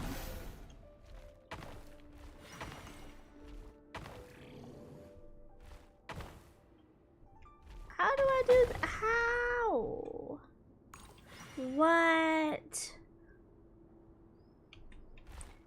Am I even sure that this is the best thing to do? Because last time I used those little things, it just hurt me.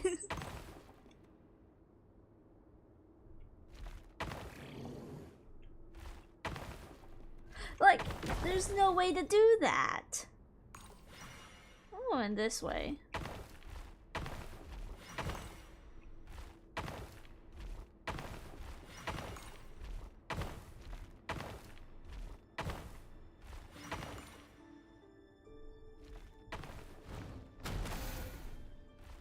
Back it up.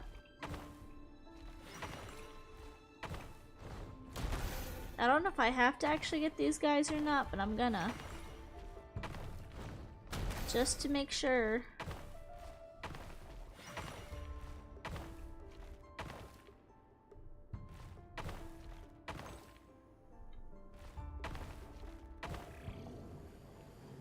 There we go.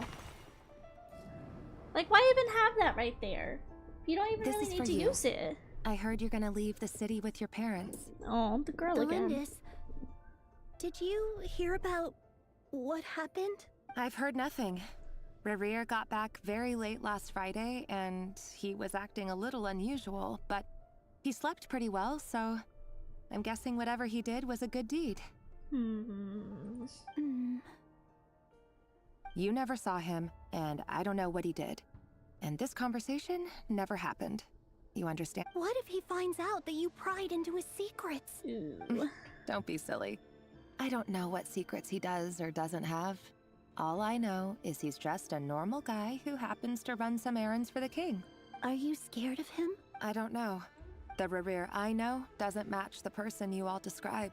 Logically, I should be scared of him. And yet, I don't want to lose him. I really don't care. But enough about that. He's kind of a shit guy. You should get going, and be careful with the package I gave you. Keep it secret. Keep it safe. You are not Gandalf. What's in it? A piece of the moon. All you need to know is that as long as you keep it safe, then in the future, everyone will be able to see a red moon. A red moon? You mean... Oh, our moon? Are they trying to revive the That's Crimson Moon? Our moon. Promise me you'll look after it. I promise, Thelindis. I still don't understand. The Crimson Moon bloodline will never die out. Its light, the color of blood, will become like a fire that flows in our veins, no matter how long it takes.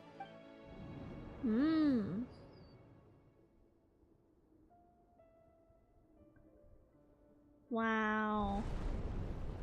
Hi, Cure Lovable. Welcome on the YouTube side. Welcome, welcome.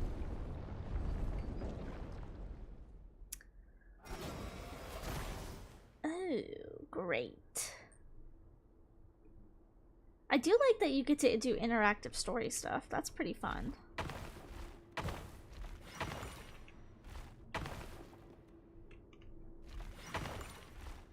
Bitch.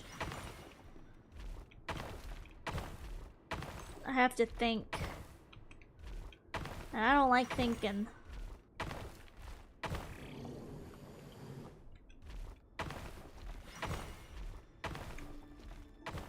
That ain't gonna work.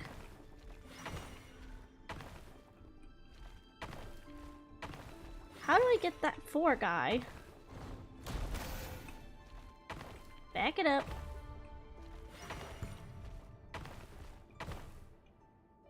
What? How do I get you?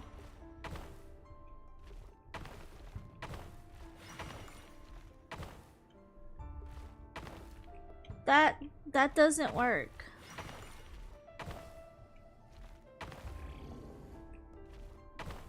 No.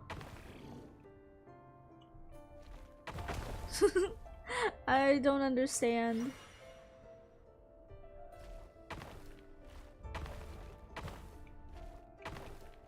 There. Boing. Book.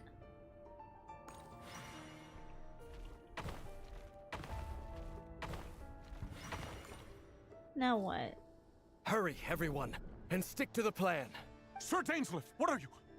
Is this treason? You know what happens to those who betray the throne. Please, don't do this! It is the king himself who has betrayed the throne. He has betrayed all of Conria. If you have any love left for justice in your heart, you should join me. It's showtime. Dane and his group will handle the troops in the palace. Then Hraptatir and Rhindaughter will disarm the security measures. My job is to enter the prison and rescue Vedifalnir. Stay safe. Wish me luck. Look after my brother. Draw your blade. It is time for justice to prevail. Am I actually fighting? What we doing? What we doing now? What we doing? Whoa, whoa, whoa. Whoa, whoa. Whoa, chill. Whoa. Whoa. Whoa now. Hold up. Hold up. Now how the fuck am I gonna get over these?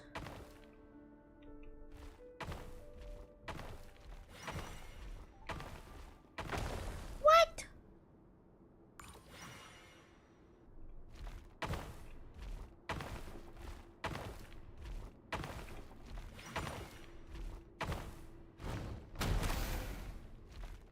Bitch, why'd you do that? You're supposed to move over.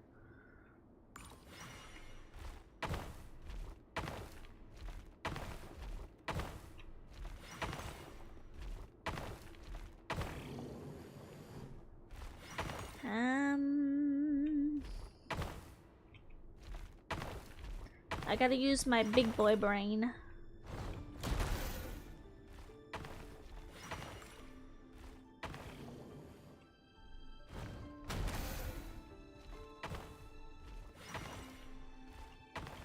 Shit. Didn't use my big boy brain. It's okay, I can do this. Oh. Can I get that? Okay, I can. See, brain fog is right. This place is filthy. And the smell is abominable. Clearly, the king doesn't allow his prisoners a single shred of dignity. Ew. This is dire. Poopy. Found you. Hello, Mr. Vedafulnir. It's you. Surprised? Oh, wait. I guess surprise isn't an emotion that prophets feel very often. I certainly felt some surprise in the moment when I was blinded. Huh. Surprise at the king's sheer ignorance. Surprise at just how unfairly this world responds to words of earnest remonstration. I'm curious. What did you prophesize this time? It wasn't a prophecy. It was a word of warning. Someone had to say it. The king has forsaken all reason in pursuit of his obsessions. I simply told him that if he continues on this path, Khaenri'ah will surely fall. But he didn't listen. Worse still, he stabbed you in both eyes and locked you away. Dane asked for my help. The court is in complete chaos now, but I'm sure you predicted that. Everything is transpiring as I foresaw, yet I am powerless to change it. Fate is an immutable force. I can but lament as the inevitable unfolds. I do wonder whether giving a man the power to see the future does nothing more for him than slowly crush his spirits. Forgive my curtness, Vedafulnir, but the king did not suddenly turn on you today. His suspicions have been brewing for a long time. You can't have wisdom beyond the reach of your fellow man without attracting his fear and suspicion. There are things the king does not want to see. So, he doesn't want you having visions of them either. He blinded you because he thought this would make the visions stop. He wasn't entirely wrong. I did indeed lose my power to see the future. Right up until... Until what? Just now. I believe I saw something new.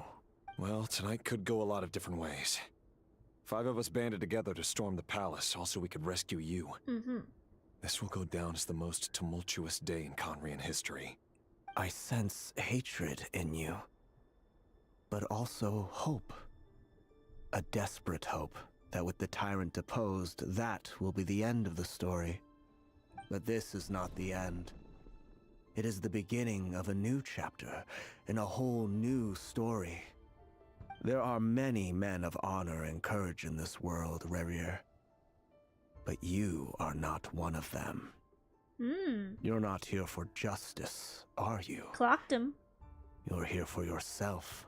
You clocked him, alright. Is that a dagger?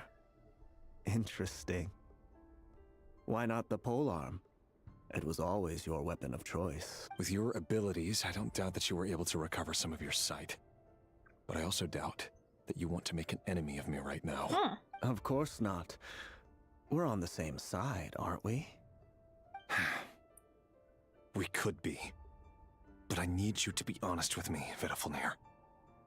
At this point, you're my only hope for the future. You mean your future? With your beloved, Felindus? Yes. And I know there are bigger things at stake here. A dynasty, a nation, maybe the entire world. But forgive me, I care first and foremost about myself. I can't abandon the one I love to save myself. I just can't do it. But you see a broader picture of the future than I. You see the solutions to the biggest problems of our age. So tell me, what is my solution? What's the answer?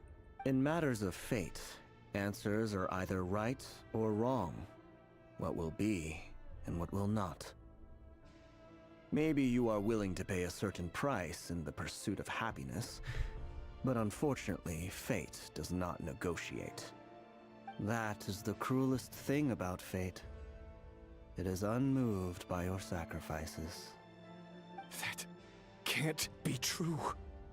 I know it's your voice that I keep hearing in my head, urging me to see how the world is changing, to seek more power, so I can protect the things I love. You show me disaster, but you won't show me how to avoid it? Why? Why are you doing all this? My voice. In your head. Wow, my mic wasn't on. Oh my god, I hit my mic off by accident. I was right then. So I was wondering about like the voice and stuff. I was wondering if that was actually Vetterfornier. I can't say his name. Vetterfornier. And maybe it's just actually the Abyss, you know. Maybe it's someone else. Maybe it's a delusion that he has. I didn't think it was actually him. Oh. So, you hear it too.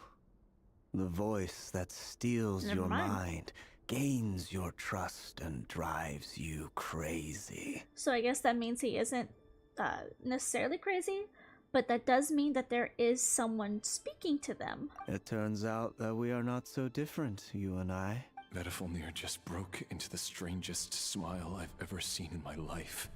As if he'd discovered some monumental secret. Yeah. But then he suddenly switched to looking extremely weary. Very well then. My advice to you is as follows. You must persevere. Whatever trials and tribulations you may face, be steadfast in the belief that they are your path to the future. For as long as you live, your story with Thelindis shall not come to an end. That is the only chance you have of fighting back against fate. It That is was up to you creepy. whether you believe my words. Regardless, that is all I will say on the matter. I have no right to intervene any further. I will hold you to your word. Thank you for setting me free. In return, I will tell you one more thing that you cannot afford to ignore. Just then, a strange wave of energy rippled through the city. We had no idea what it could mean. If I were you, I would head to the Universitas Magistrorum. The Universitas? Oh no! Is that the Lindis where she's I'm at? sure we'll be seeing each other again very soon, Rerir. What does that mean? Whatever Vedifulnir said, I didn't catch it. I didn't even help him out of the prison. There was no time to lose. Oh, I'm worried. I feel like we're gonna see him descend into madness very, very soon. I think she's probably gonna die in just a second. Oh. Monsters? Is this Rhindaughter's doing? Or the Universitas Magistrorum? Hey, let me do this. Oh yeah, Rhindaughter. Did Rhindaughter create these guys? See, now I'm getting confused on my lore. Born of ice and frost. The Universitas. That reminds me of a rumor I once heard. Allegedly, the king installed secret mechanisms in the palace and around the city. No one knows where they are or what kind of power they hold. But if they were ever gonna activate, it would probably be on a night like tonight. Help! Help! Hold on! Don't let them anywhere near you! Save me! I can't! Ah! That sounded like an explosion. Huh. So, the rumor is true? What other means does the king have at his The disposal? king's crazy. They must run on power from the Abyss. And given it's a major center of Abyss research, anyone over at the Universitas will be in grave danger. I have to hurry! Oh no. Next on the agenda. Okay, let's see. Oh.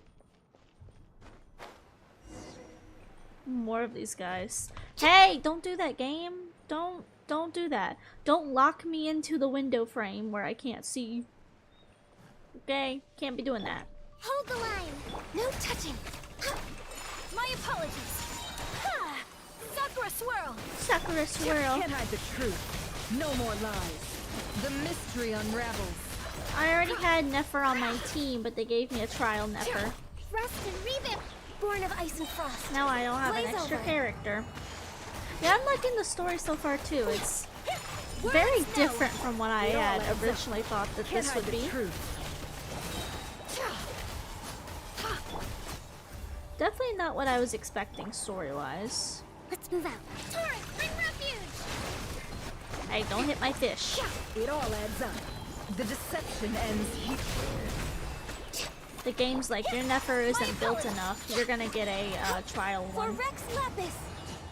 To be fair, I just pulled her. Can't hide the truth. No touching. Kamisato art. Sumetsu. Hold the line. No more lies. The mystery unravels. Oh, hello. Recedes bloody money? Blood debt collector? Access denied. Get over here. Get over here. Where you at? Born of ice and frost. How about you stay in one area? Revamp. Glaze over. Can't hide the truth. Why don't you stay in one area, please, and thank you? Take flight. Take flight. Allow me. Billowing surge. No touching. It all adds up. No more lies. The deception ends here. The deception is here. I'm trying to make sure they don't kill my fish. I'm worried about my fish. Can't hide the truth. Hold the line. No touching. Whirling snap. Here we go.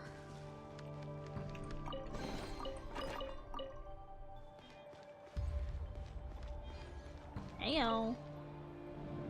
Investigate. Hi, Andre. Look at me. Look at me in. Monsters at the Universitas Magistrorum? Why now?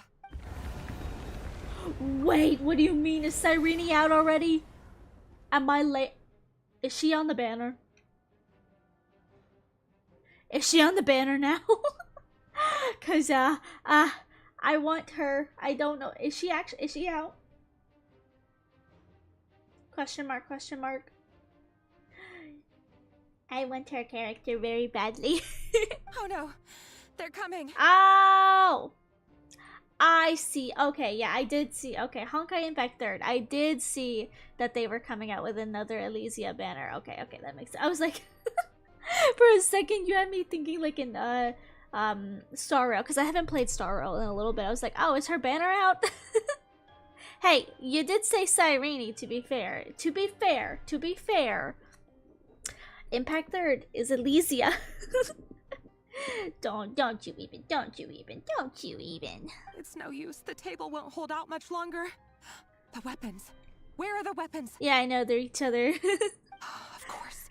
The equivalents. All the lab equipment was upgraded after the inspection last week, but the new weapons haven't been allocated yet. I'm done for. Is anyone there? I need help! Oh, so, okay, wait. What does she mean she's done for? Stay back! Please stay back!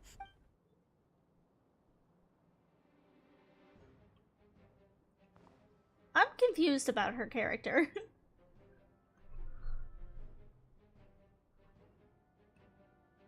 What was she researching? Oh, hello. Cutscene? What's that? Reverie.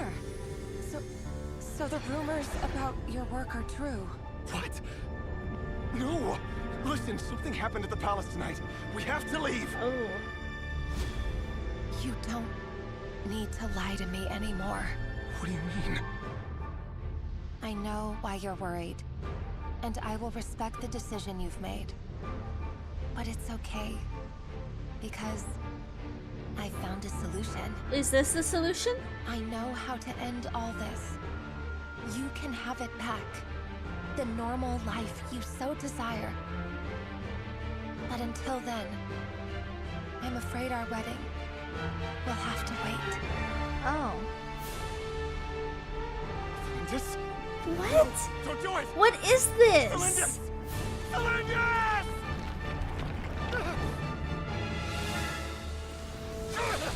Is she still alive? I told you, Rarier. Let her go. You will find someone better. Confused. No, I won't do it! I have to save her! I'm confused. By what means exactly? A lowly pawn. You lack the power and the strength of will. Do you know a way? Tell me! Is he about to turn? Come to the palace. Join us. The palace.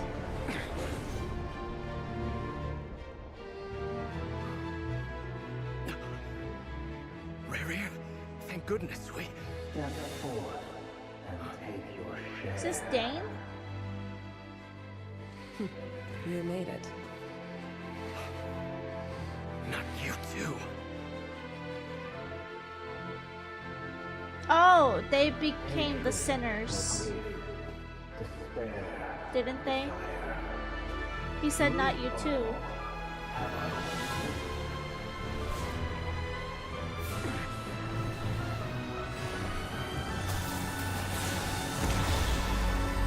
I'm assuming that's the king?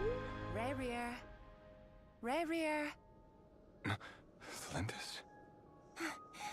Were you daydreaming? Oh, it's the life he wants, isn't it? You still remember, Rarier?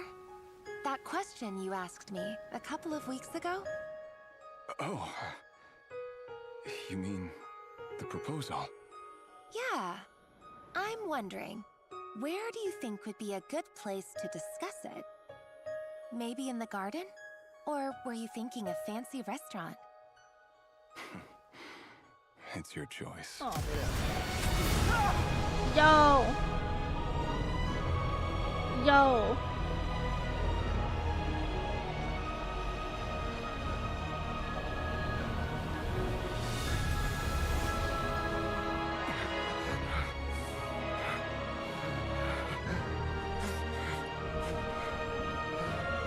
There he turns.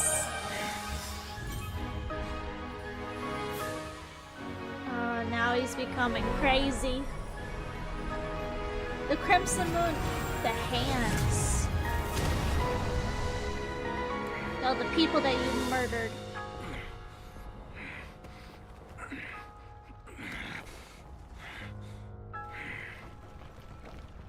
I will find you. And then you can give me your answer. So does that mean she's alive? Damn, I got so many theories in my head now. Oh my god, okay. So many theories. I think she's alive. Okay, hold on, Nefer. Okay. So one, she was researching spaces and how to like go through spaces. It has something to do with the Crimson Moon. We saw earlier in the quest that Arlecchino has the ability to create spaces via Crimson Moon blood. So was she trying to open up a space or something via the Crimson Moon? And does that theoretically mean that she's still alive? And we might see her character play out? Because that doesn't necessarily seem like she died. Like he said, I will find you. That doesn't mean, you know, like you're dead. Like if she was dead, I would have assumed he would say, I would avenge you or something like that. But instead he said, I'll find you. And she said something about like, I'll make something come true. So that makes me feel like Delindis isn't actually dead. And she's just in some sort of different sphere than quote-unquote Tevat. And two, I want to know more about what exactly happened with all the sinners, because Dane mentions as Rarier passed by, he said, not you too. and I'm assuming the figures that we just saw were Rhindaughter and Sertologi and the other guy. I don't know how to say his name. I forgot it already. It starts with an H. The Wise. Anyway, I'm assuming that's them, and for some reason they seemingly have already turned into sinners, and maybe also Vedderfenir as well. So like, why? In that moment, why? Because they weren't before when Dane brought them together. So I'm assuming what my brain theory, my game theory, brain theory, M theory, is that I feel like maybe the Abyss starts with the Vinster King or something, and it's almost like a plague or something, like a mind plague, because Vet says that he hears this voice too, like Renrir is hearing. And we know that Vedderfenir and Clotar Alberic form the Abyss Order and stuff. So I'm assuming it's some sort of entity or creature or something that infects people's mind, because it seems that the king has, over the course of maybe like a couple of years or something, turned crazy. That's a lot to think about. That's a lot to think about. So that's how the Raker of Solnari was born. A monster created by circumstance That was a lot is a of monster lore. all the same. Viewing other people's thoughts for too long can get uncomfortable. Right now, I'm feeling a strong sense of loathing. In a nutshell, the story of Conria is what happens when the truth falls by the wayside. Everyone tells little white lies, and before long, you have a huge pack of lies that destroys everything. Time to get back. His past is filled with sorrow, but the tale of any fallen civilization is one of endless tragedy. Cruel as it may be, that was Conria's fate. I need a game theory explanation. I need a Minzy theory, please and thank you. Explain this to me. Use a little silly language so I can understand, because my brain is like working overdrive trying to put together lore. I will never be a lore tuber.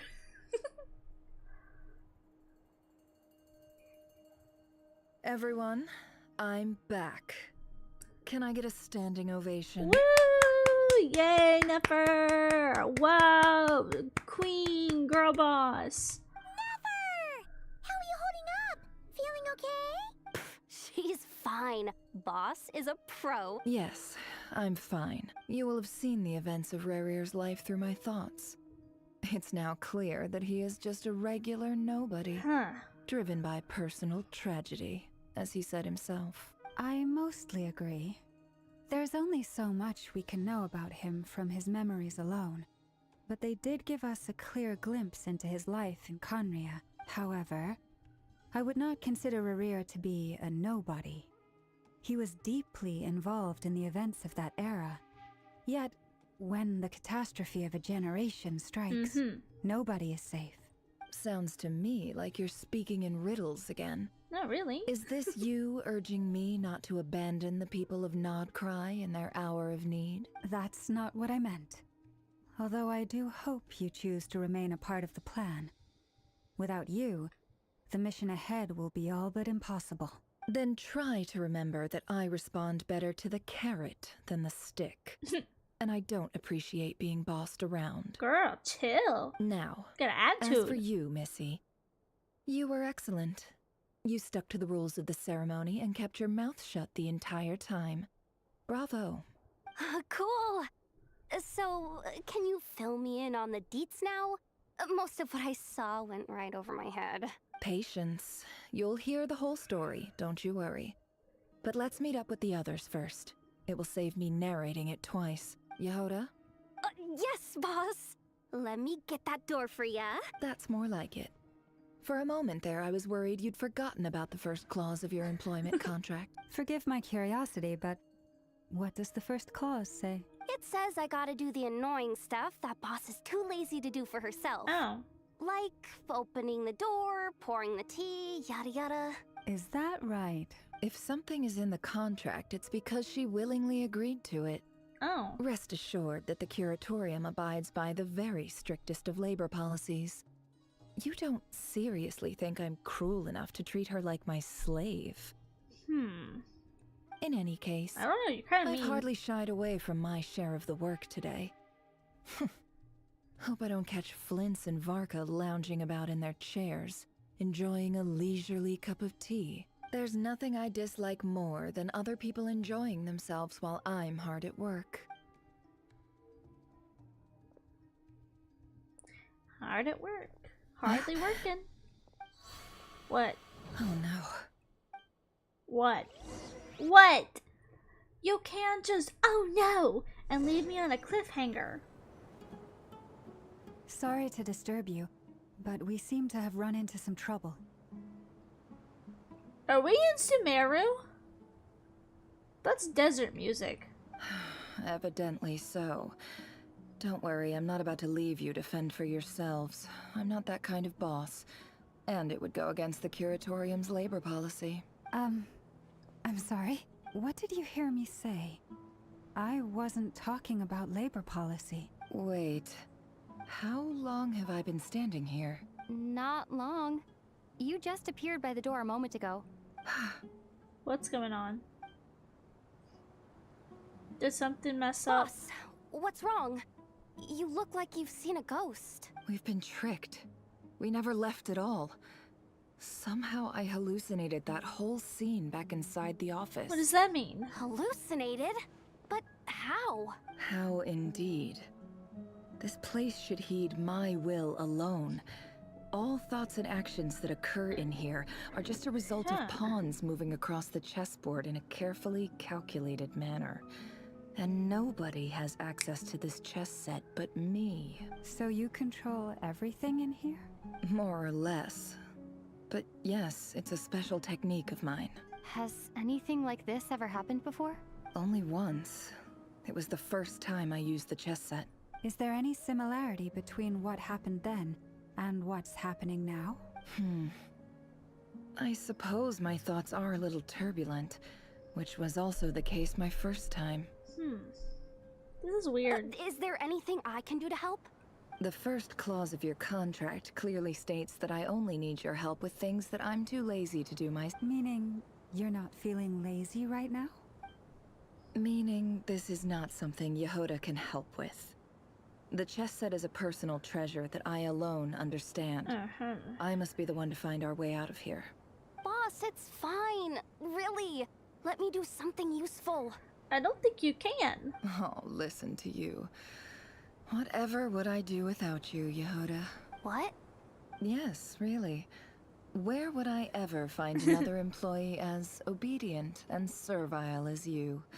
God forbid anything ever happens to you. Damn. Oh, okay. Well, anyway, I was thinking of fetching some water. There's gotta be a source around here somewhere. Okay, one, I feel like Nefer would get along with Ningguang very well, being businesswomen of high caliber. Two, are we not in a, like, some sort of, like, mental state? Like,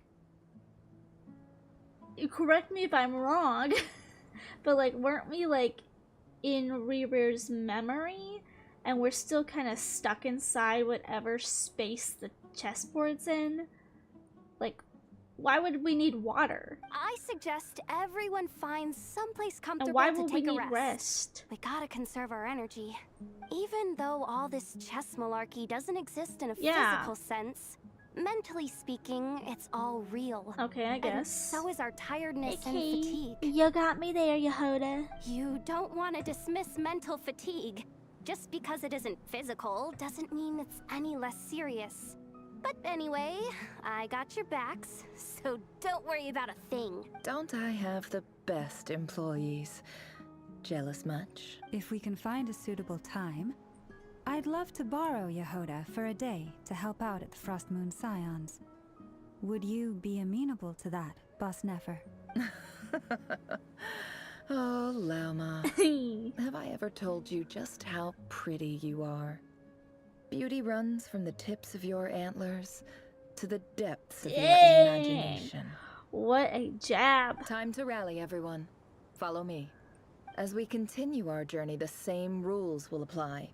That means stay focused and no talking no matter what we encounter. And don't disturb the chess pieces. You have my word that I will get us all out of here. Yeah, you better. I'm gonna go home. Moonless night. I see a campfire. So I am in Sumeru. Oh, I am in Sumeru for a show. This place looks familiar. That's not a good sign. Is this not, There's someone the up village? ahead. Time for a little chat. Theoretically, shouldn't a statue be here? Yeah, this is the... I can't remember. It starts with A. I wonder if we're in the Traveler's Memories or something now. I wasn't expecting visitors at this hour. Wait, is that? Or maybe we are in Nevers. Oh, it's him. She knows him. There you are. Sinue's been looking for you all day. Aru, thank you. I think he has some news for you. Yes, Aru village. Oh yeah? What were you doing just now, Uncle Reginald? Young Nefer. Hiding away some more loose change? I know I saw some Mora. Oh, okay. I wonder if she's from Aru village then. What do you mean loose change?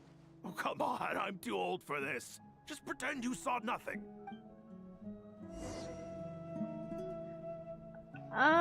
Okay. This is pretty cool, tying in Nefer back to Sumeru. This is pretty cool, actually. Hey, kid. Mind telling me what Sinuhe's been up to recently? I'm trying to get in his good books and I need a way in. Get in his good books? Why? What do you want with my dad, Uncle Apepi? I've written a new song. I was hoping to showcase it at the next festival, but I'll need his approval. A new song, huh? I'd love to stay and listen, but unfortunately, Uncle Retinue says my dad's looking for me. Well, there's plenty of time and I'm not going anywhere. See that pile of stones? I'll be sitting there warming up my vocal cords. Come find me when you're done. Pile of stones. Got it. Yeah, this is really interesting. It'd be nice to see what she looks like as a kid. Kind of like how we see with Dea. I don't know how to get where it wants me to. I can't climb. Oh, you want me to go over here? Where'd my music go? Okay, this must be her house. Hi, Dad. Uncle Retinue said you were looking for me. Ah, there's my little princess. If you'd gotten back just a little sooner, you could have shared the spoils of war with me. Spoils of war? Who were you fighting against, Dad? It was just a figure of speech. The aftermath of a sandstorm is no time to be waging war. You're up a little bit too close to my face, mister. I was talking about our war against thirst. I went out to fix our water supply problem, and now I'm back. Which means... We have a well again. I have a well. That's right. I found a new one and brought back as much water as I could carry. It should last us for a good while. If it wasn't for these blasted sandstorms, our wells wouldn't be caving in. You wouldn't be spending all your time out searching for new water sources. As the chief of our tribe, oh, I'm you're the supposed to be chief leading now. us out of hardship and poverty. You know how prosperous our ancestors were. I've told you all the stories. And look at us now. Squeezed into these hovels. No one would choose this if it wasn't for the endless wars over the years. But things are looking up. I started working with some folks from the academia a few months back. They gave me some contacts in return for my assistance in the desert. So you're the academia's helper now? Special ambassador, they call it. Oh. Think of it as a partnership. It's nothing bad, okay? We've been isolated here in the desert for too long. Seeking opportunities elsewhere is the best thing for us. and the fastest way to progress. I feel like I wouldn't trust the academia right now in time, because this was what's his name? Azar. Azar was in charge of this time, and they had it out for the people beyond, or the desert people. So, do you get anything good out of being a special ambassador? Of course. My luck's improving all the time. One day, I swear I'm gonna lead us out of this No, place. you didn't. We'll find somewhere new. Somewhere better. From what we knew about Sumeru, you did not. This way. I like being back in Sumeru though, it's one of my favorite places. Besides Fontaine, I think Sumeru is my second favorite nation. Continue exploring.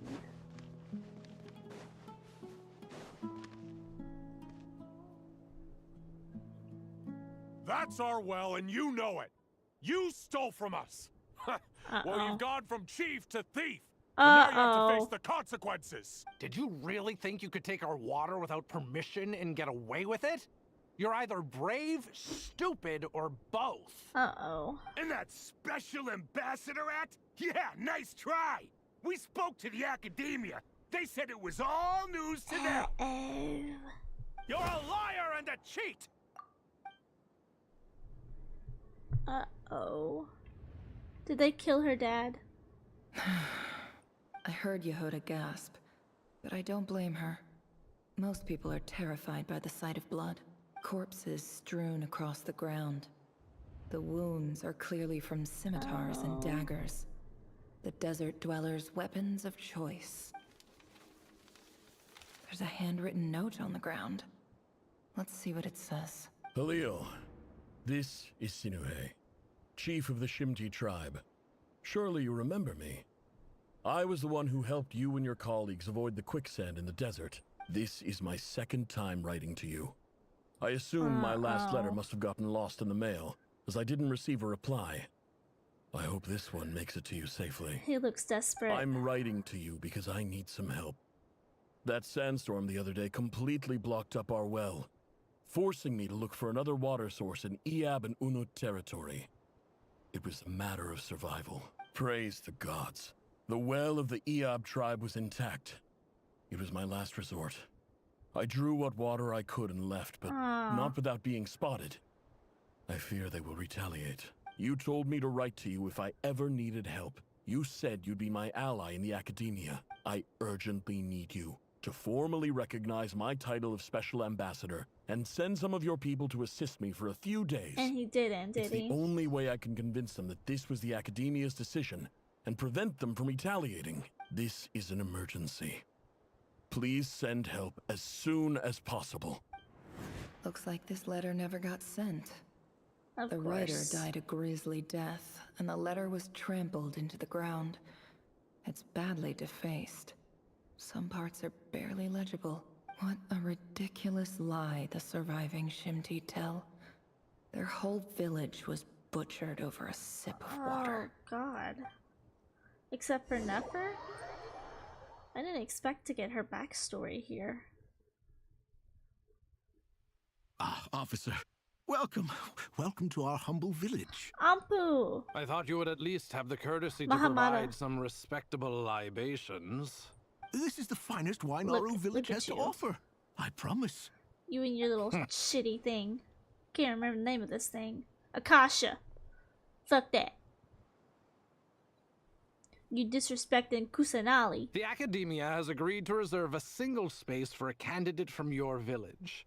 But I remain skeptical of this entire endeavor. I highly doubt anyone in this desert possesses serious academic potential. Please, have faith. If not in us, then in our god. The child we found shows great promise. I beg you, take her away from this place. Give her a chance. Don't let her talent go to waste.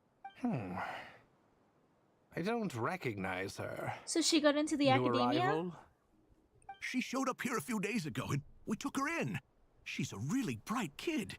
Please help. I'm begging you. So, Where are you from? Nowhere special. Just a sand dune. What about the rest of your family? How many of you are there? Just the one. It's only you? Correct. So, no brothers, no sisters? That's kind of rude. No mother or father? Any who have slept on a bed of sand, I call my brothers and my sisters. Apart from that, I have no family. All right. Get over here. Sign your name on the form.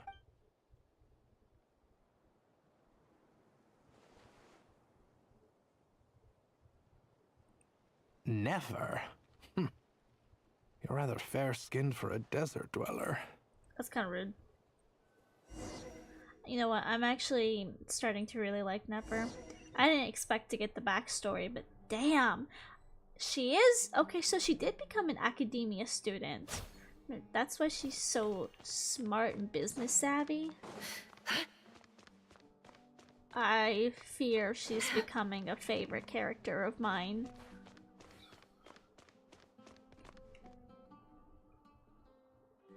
Nefer, this term's assignments have been issued already. Please read through the materials thoroughly, conduct your own additional research, and then write an essay on the topic. Listen, if we're gonna go back in time before the events of what happens in Sumeru, you better hope to God, whichever of the Genshin Archons you pick, you better hope I do not run into Azar. Because if I see him, it's gonna be on sight. It's gonna be on sight. On site. I don't even care. Yes, Professor, I'm aware. I just had a couple more questions I wanted to get your perspective on. Oh? Please, ask away. Well, I saw the other students' problem sheets, and I couldn't help but notice that my assignment is much easier than theirs. Do you really think I'm a weak student? A weak student? Goodness, no. Quite the opposite. You have a sharp mind. Almost too sharp. I think what you're saying is, a weak student wouldn't have noticed the discrepancy. And if they did, they certainly wouldn't complain about the lighter workload. You see, sharp as they come. You see things the way they are. And I'm sure you know why they're like that. Because of where I come from. Because I'm different. I'm sorry, Nefer. I don't like it any more than you do. Anyway, you said you had a couple of questions? What's the other one? I wanted to check. If someone sent me a letter to the academia, where do I go to collect it? Ah, your family wrote to you. Oh. Well, as long as they put your name on the envelope, someone should hand it right to you. Not exactly. It's not even a recent letter. I was just curious where the mail would end up if no one collects it. The House of Dana, I expect. I know there's a box for unclaimed mail somewhere in there, probably sitting on a shelf. Is that what happened to the first letter her father sent? No one ever took the letter? Whatever you're looking for, that'd be the place to start. Okay, got it. Thank you, Professor. Oh, don't mention it. Honestly, I feel like I failed you. You have. I'm supposed to be your teacher, but I haven't taught you anything. Hey, don't say that. You're a great teacher, and you do your best for all your students. But the rules are the rules. You're not allowed to teach students like me. It's not just the academia either. The whole world bends over backwards for the successful. That's true. And leaves the losers to suffer and die. Oh, my dear child. Don't tell me you've given up on life already. I haven't. I just think that if you want to make it in this world, you have to find a way to become successful. Hey, business savvy woman. Oh no, I think she's going to go look for the letter that the person her father was writing to never accepted. So like, if he had accepted it and he had took it, maybe her village and her father would have never been murdered.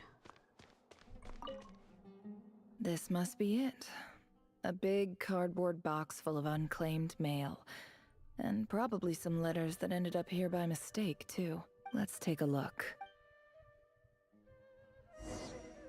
Take a look. Where do I take a look at?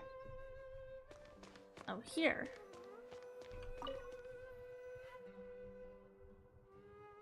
Oh, this again. A dilapidation survey from Port Ormos. Looks like it's from a Core of 30 representative. What a strange thought.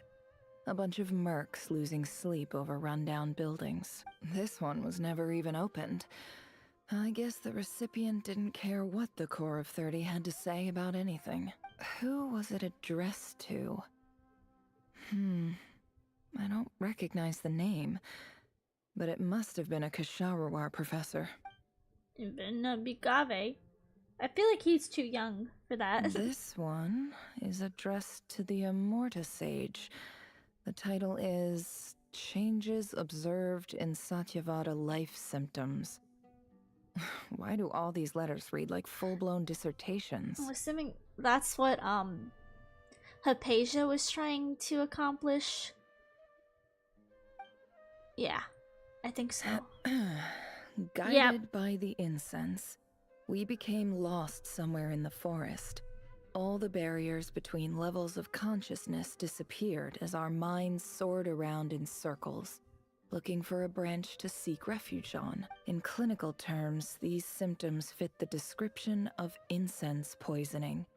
The Immorta Darshan strictly prohibits the use of hallucinogenic substances, but I believe there are still people getting away with it. For example, my neighbor who always breaks out into song and dance after using incense. This seems like something the academia would want to know about. Why wasn't it collected? Wait, what's this written on the back? It's so small. The note says, "The sender authored this letter while under the influence of mushrooms. I would send it back, but no return address was provided. Stamped by the Grand Conservator of the House of Dana." This next one is addressed to... it's on site. Grand Sage Azar? It's on site. Let's go. Let's go. A few I'ma words fight him. of protest regarding recent changes in Sumeru's educational policy. In recent years, the academia has taken on a small number of students from the desert region, as per the policy to this effect. However, it appears to me that these students have not, in fact, been provided with educational opportunities that are, in any meaningful sense, equal to those enjoyed by their peers, as well as receiving dumbed-down assignments and perfunctory tutoring. They do not even have full access to the Akasha system. Education is the fundamental purpose of this institution, which should go without saying in a nation whose founding virtues are knowledge and wisdom. I ask you, is the lip service we pay to the policy of education for desert students truly the standard of pedagogy to which the academia aspires? As Grand Sage, policy decisions are your prerogative, but do not forget your roots. You and I were once students too, as was everyone else in this institution. I do hope you will give some serious attention to this matter. I encourage you to discuss issues like this with myself and others, and listen to some alternative opinions. Great letter. Shame it didn't get to where it needed to go. And the sender is... Huh?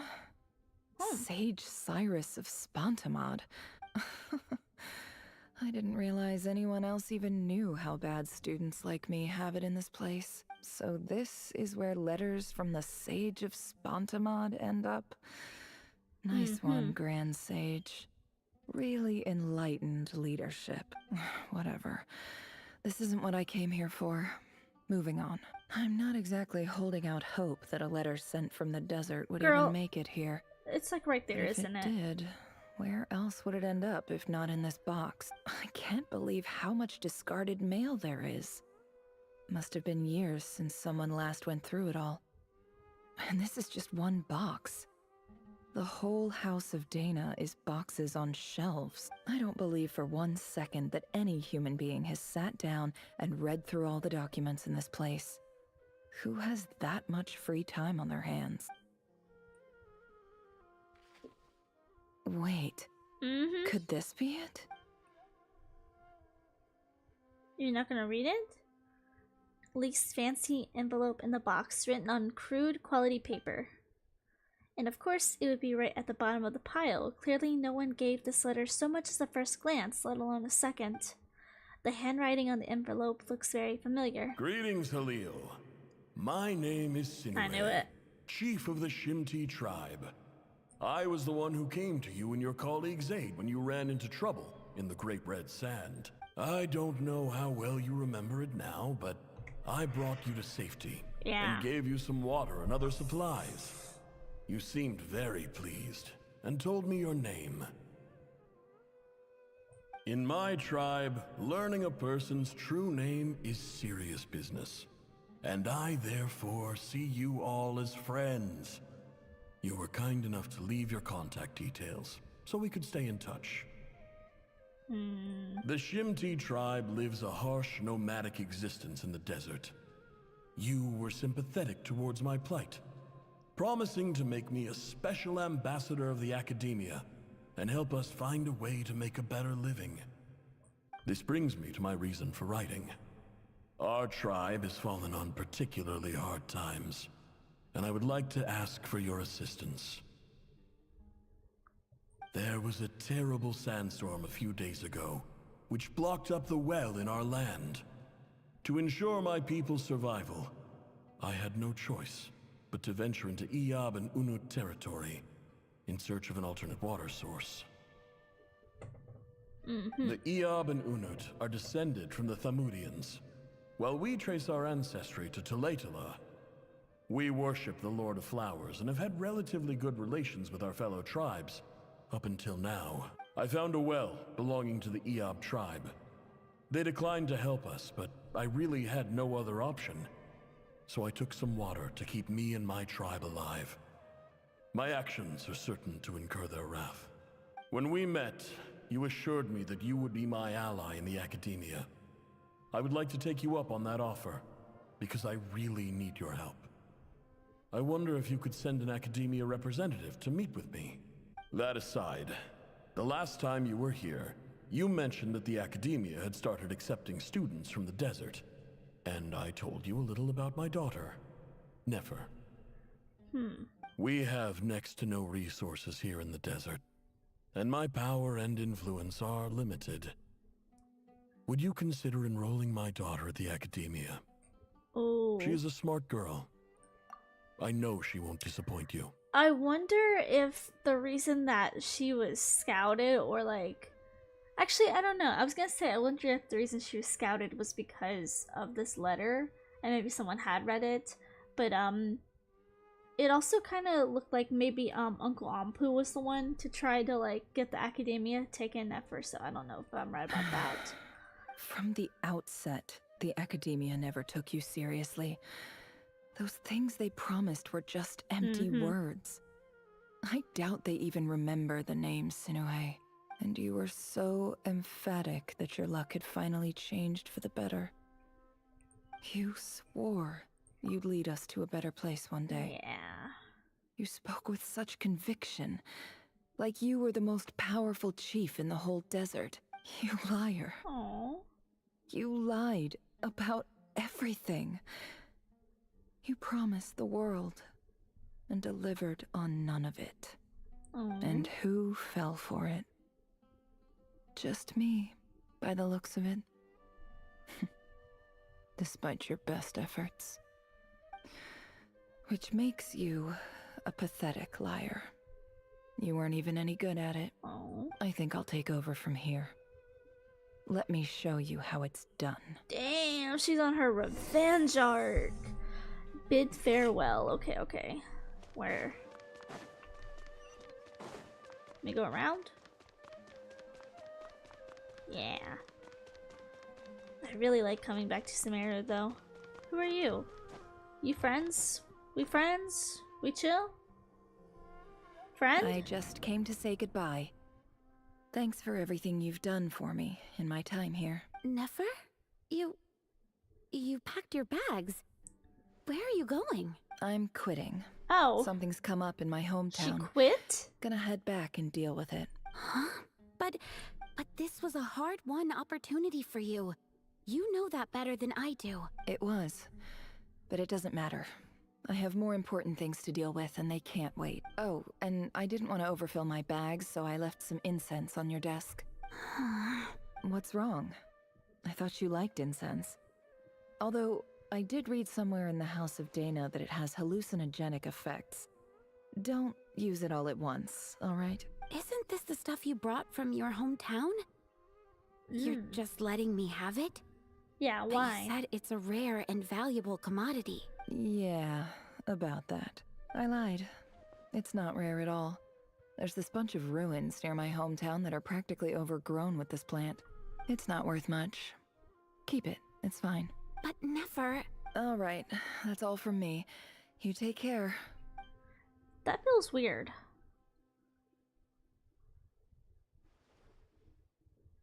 Don't forget me, okay?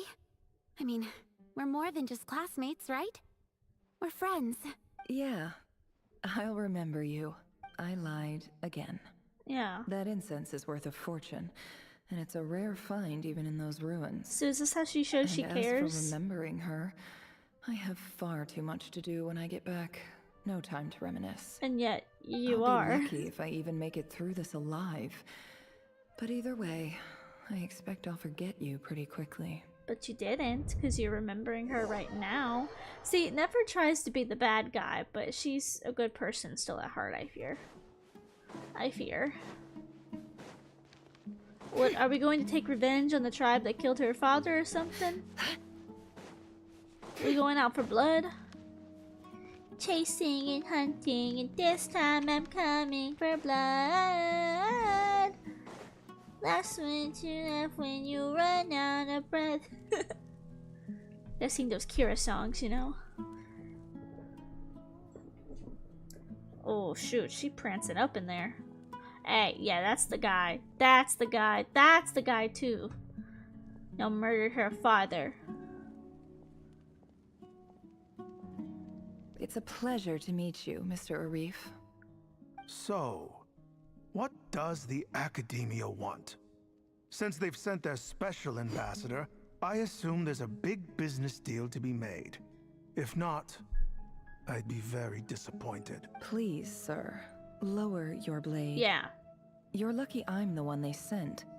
Not all special ambassadors share my admiration for the Eab people. The ever-shifting balance of power in the desert reduced the once great civilizations of this region to rubble and sand. Ooh. But the story of the Eab has a very different trajectory.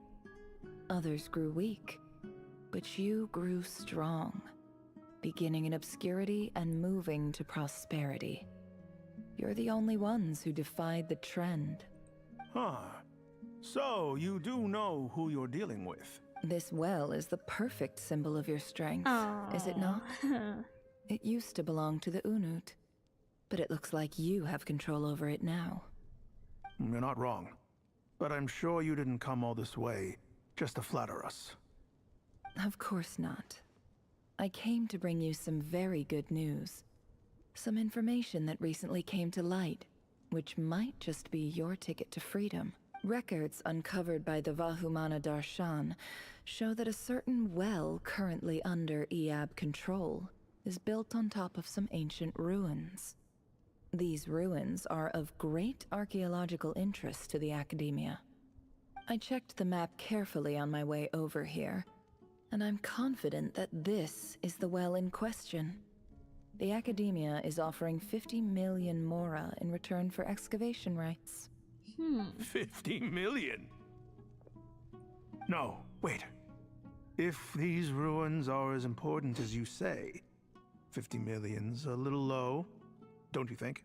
I think it's pretty high. Eab. We know far more than you think. Yeah, I thought that's we know that's that a lot you of money. seized this well by force. Wasn't that the first step in your rise to power? To drive away the Unut and steal their water supply? So what if it was? Put your blades away. Don't you creep up on me. Hey, chill, bushy brow. Don't worry. As unscrupulous as it was, it's something we're willing to overlook. The Academia is only interested in dealing with the de facto power holders in the You see region. him? He wants to be I hope I am making myself Rock Lee so bad. clear. And I hope your words are the truth. If I find out the Academia is Oh. trying to play me, I'll hunt down every one of your people and make you watch as I cut their heads off one by one. I assure you, Chief, that would not be in your long-term interests. You don't want to make an enemy of the Academia. You see how I'm dressed, don't you? I appreciate that you've never been to the rainforest, Ooh. but surely even you recognize an ambassador's attire when you see it. And what does a barbarian like you have to lose anyway? You really think the Ooh. Sumeru Academia would bother to come all this way just to lie to you? We have more important things to worry about. All right, I take your point. The Academia is the highest authority in the land. I'm sure you're trustworthy people. In that case, we have a deal. We will sell you the excavation rights. I'd like to thank you, Ambassador. This is good news indeed. Excellent news. In fact, it calls for a celebration. Would you do us the honor of staying a while and enjoying some EAB hospitality? Girl, run. Gladly. I am partial to wine myself, and I trust you are as well. So let's indulge in a few drinks together, in celebration of this momentous occasion. Okay, they're drinking. Intoxicating.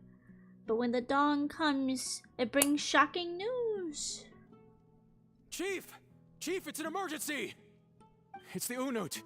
They've taken the well. What? Well, don't just stand there. Take it back. Yes, Chief. I have every confidence in the EAB's military superiority, and yet... Well, what is it?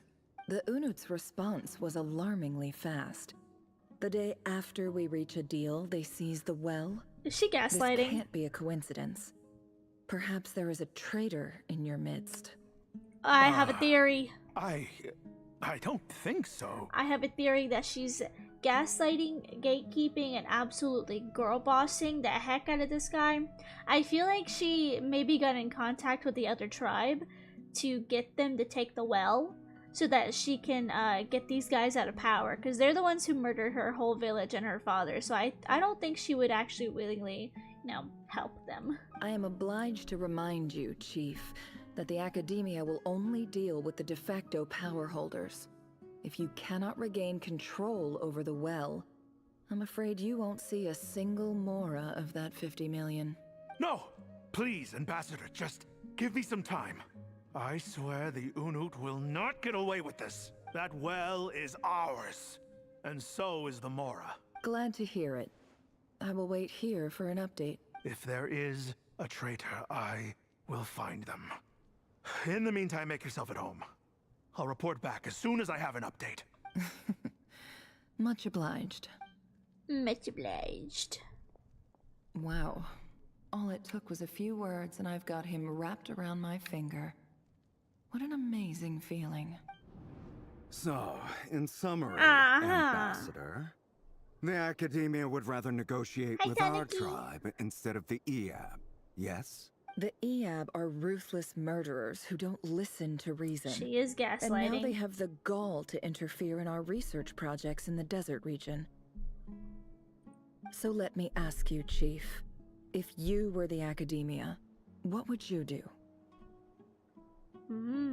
Kill them all, of course. Damn. Precisely. The Academia does not tolerate those who stand in our way. The EAB have held back our academic pursuits for too long, and our patience is wearing thin. At the same time, there is simply no way that the Academia can be seen to be intervening in desert affairs. I'm sure you understand where I'm coming from. Yeah, I'm doing good, doing good. We have our own rules out here. If the rainforest dwellers raised arms against a desert tribe, it'd start a bloody war. Right. We can't confront them ourselves, but we can support their enemies. The Unut have always had strained relations with the EAB, which makes you our natural allies. natural allies. Heh. Weren't the Eab your allies once? Ooh. You were quick to send them after us to protect your interests back when we stole that water. And now look at you. You're at each other's throats. She's playing both of them. Let me be clear. The Academia wishes to collaborate with the legally recognized rulers of the desert in this matter. We are asking for excavation rights to that well, and our offer is 50 million mora. Say no more. I believe we have an understanding. Good. Then I suggest you get to work. Get us access to that well, and the mora's yours. You see, Dad? Lying is easy when you know how. People will believe anything. Dang. She really do be gaslighting, gatekeeping, and girl bossing. Okay. Let's get this stuff real quick. Low-key, I'm kinda like, I don't want to do anymore. I know we're in a special thing, but here's the one thing I have to say. I do want to say this, and I don't like this. I don't like that, like, in the new recent quests and stuff within the last two nations, Notland and KRAI have been really bad about, not giving any proper stopping places when it comes to, like, doing the story quest. Like, I'm sorry, but like, I'm not gonna sit here through a 6-hour quest. That's why we did some of it yesterday off stream. But like, I'm not gonna sit here for 6 hours. You know? So like, I really wish that they would do things more often where it's like, here's a break. Want a break from the ads? Want a break from the ads? Exactly. If you leave, you have to restart. Exactly. But I'm gonna leave this segment here, and I guess like tomorrow's stream I'll just like speed through this because it's not too bad. I think it starts you off at the desert, so that's not too much dialogue. But like, oh hey kitty, pretty kitty. But yeah, it's like, you know, I don't want to spend the whole time, you know, just story questing without any breaks at all. That's a little much, but yes. We're gonna come over here real quick so I can do a little bit of chatting too, so yes. Gonna call that on the Genshin section for now. But yes, oh, I'm a little off screen. Hello! Hello, friends! What's up? Okay, oh my god. I feel like I need to de-stress after that. God, that was not... Like, we're not even done. We're not done. I think we have about 2 more hours left, so I'll finish it up in tomorrow's stream. Also, there is the new thing, the Millie Astra Wonderland. We have to do that quest too at some point. But, like, that was not what I was expecting whatsoever. This was a very, like, heavy, like, part of the story. The first half was pretty cool because we were seeing Arlecchino come back and we were like getting the moon and stuff. And again, I know I didn't do that one on stream. I did that first part of the quest yesterday when my OBS wasn't working and I couldn't stream because my frames were dropping. So I did do that one. We're gonna come back one more time tomorrow and finish out the last 2 hours so that we can get the whole quest done, and then I'll edit it down for YouTube and I will put that in one video when it's done. So yes, you should make a magical girl game in the Wonderland and publish it so we can play it. I'm gonna be so real, I don't even know what you mean right now because I haven't explored that whatsoever. I haven't explored it at all. But maybe if I get into it and I like it. Here's the thing. I have seen some shorts where people are showcasing what it is, and I'm not gonna lie, as of right now, as I'm not touching it, you know, and not experiencing what it is, I don't feel like I like it. I don't know what it is. I know that you can like make your own avatar, and I've seen some people say that like some things are pay to win, like I think someone said you had to buy like skins and stuff, and like I know you can make yeah, it's cost mostly, yeah. Like I know people said you can like play games, it's not worth it. So yeah, that's what so many people are saying. Like I've been watching so many shorts of people saying like honestly it's not that good of a thing. And when it first came out, I was like, this is a different game, right? That it feels so weird. Like, why are we putting a whole new system into Genshin? Like, it feels so weird. It's a big letdown, and it hurts because Genshin really needed something new and good. Yeah, it needed something new and good, but like, this I fear was not it.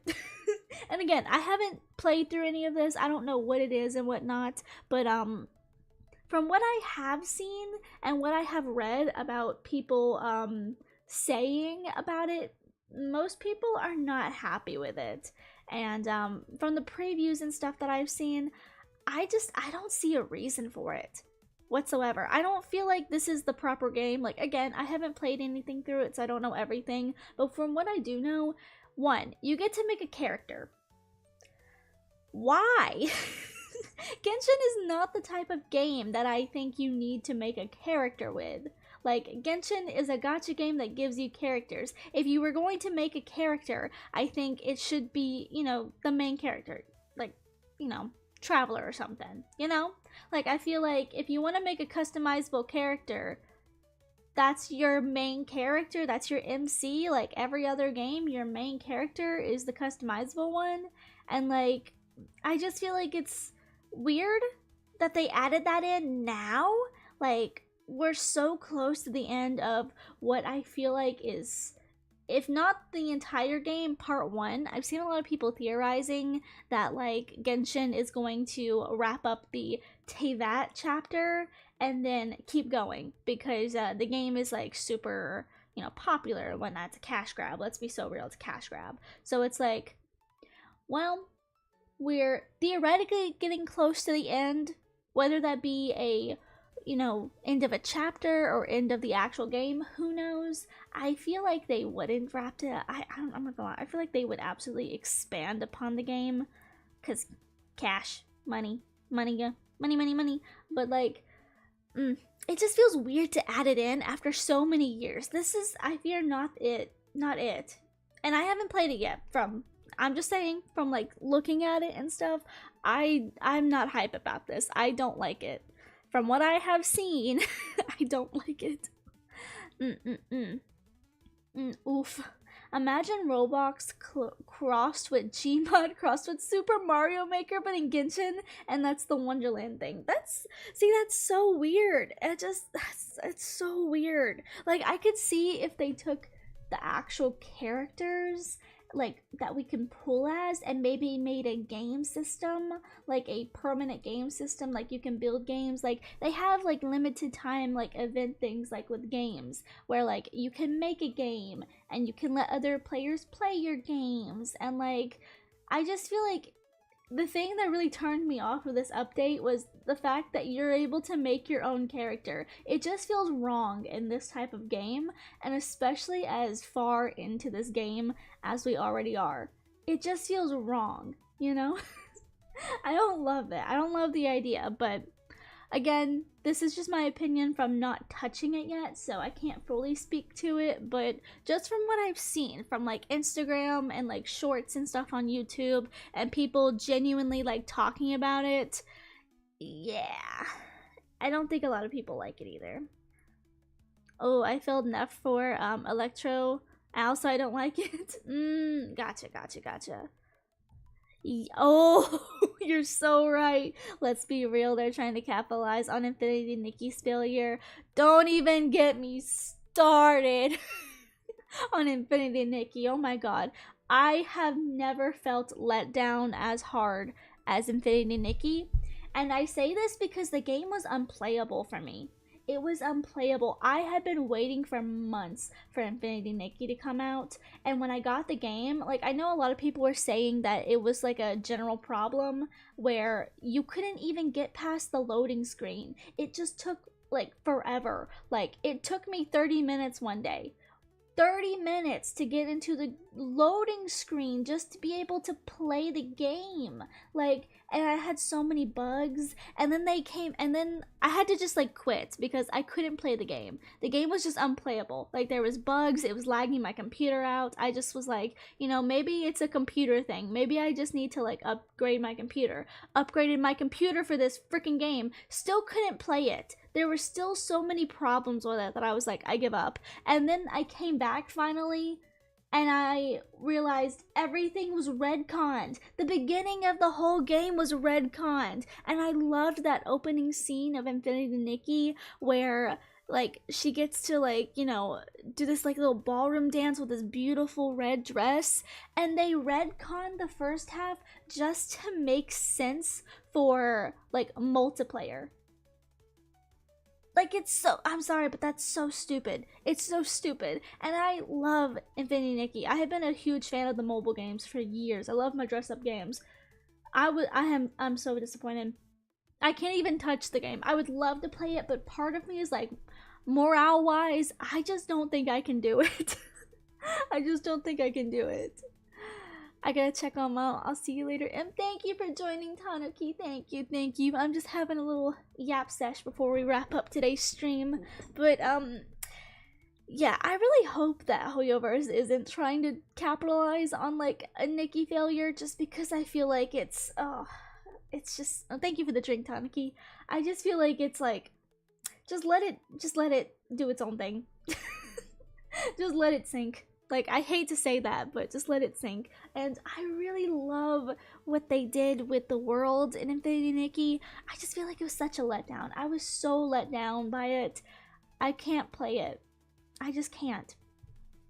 I just can't. I can't muster up the courage to download it again. Are there any games that haven't had negative fan reactions or updates or big decisions? That's true, but I don't think there's, you know, been a whole lot of games that are like Infinity Nikki in the beginning. Like, and of course, I'm only talking about games that I know and that I've played. I'm sure there's so many, that, like, absolutely the fan base is hated. But, like, I'm just gonna be so real with you. From the get-go, Infinity Nikki was kind of like a shit show. And again, I hate to say that because I was one of the many, many, many people who were, like, so hyped for this game. Like, just so incredibly excited. A long-term Nikki fan, and then all of a sudden you get the game and it's like, has anyone, like, you know, beta tested this game? Because there's so many, like, you know, bugs and whatnot. Like, it was not what I was expecting, you know? And there's a lot of problems. Especially, like, I'm gonna be so real. If I boot up a game and it takes me 30 minutes just to actually get into the loading screen just so I can play the game, I'm gonna turn it off. I'm gonna uninstall it. I'm not gonna wait 30 minutes to be able to compile shaders every single time. I'm just not gonna do that. And it's not my computer. Because I took it to get it upgraded and stuff. And even the people who were like, you know, big tech bros, big gamer tech bros were like, yeah, this game, it just ain't working. Like, they booted it up on one of their computers. They've got like $1,000, like, super teched out, really nice personal built computers that they made in their shop to test games and stuff on for customers, and also I guess just to play it, whatever. But they have them just to show, like, you know, this is what we can do. Like, I went and I asked them if they could boot up Infinity Nikki, and they were like, we're having problems on our end getting this game running. So I'm like, well, okay, that makes me feel a little bit more confident that it's not just me, you know, it's not just my computer. You know? Because I was like, is it just me? Am I the one having problems? But then I started, like, doing some research and, like, checking, like, Reddit and YouTube comments, and other people were having, like, a varying degree of problems with the game. But yes, anyway, that's my little rant and whatnot. But I think, yeah, tomorrow will come. Wait, what's tomorrow? Oh shoot.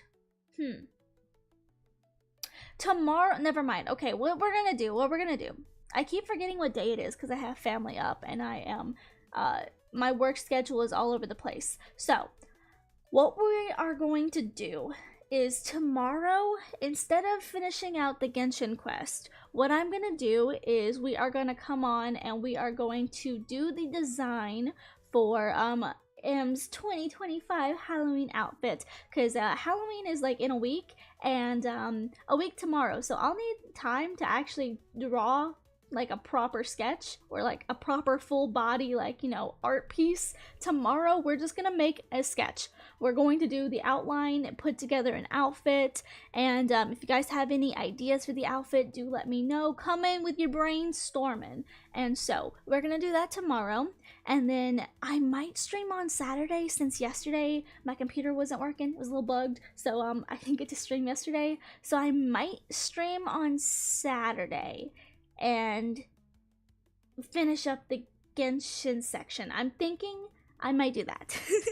So that is my plans for this week. Also, again, I should say this before I end, if anything is a little wonky this week, if like streams are a little bit wonky, if videos going up are a little bit wonky, or like there's a lack of streams or videos, I do have family who are up, so I'm not able to, you know, do my streamy worky schedule like usual. So just as a heads up, if things are a little bit wonky this week, that is why. But anyway, we're gonna come back tomorrow evening as well and do a little pumpkin sketch. You guys voted for pumpkin theme, so we're gonna make a little pumpkin outfit. So if you guys are ready for that, I will see you then tomorrow, and we'll have a lot of fun, and we'll yap and I'll chat, because I've got a lot of things to yap and chat about. So anyway, I will see you guys tomorrow. Bye bye, bye bye, bye bye, bye bye.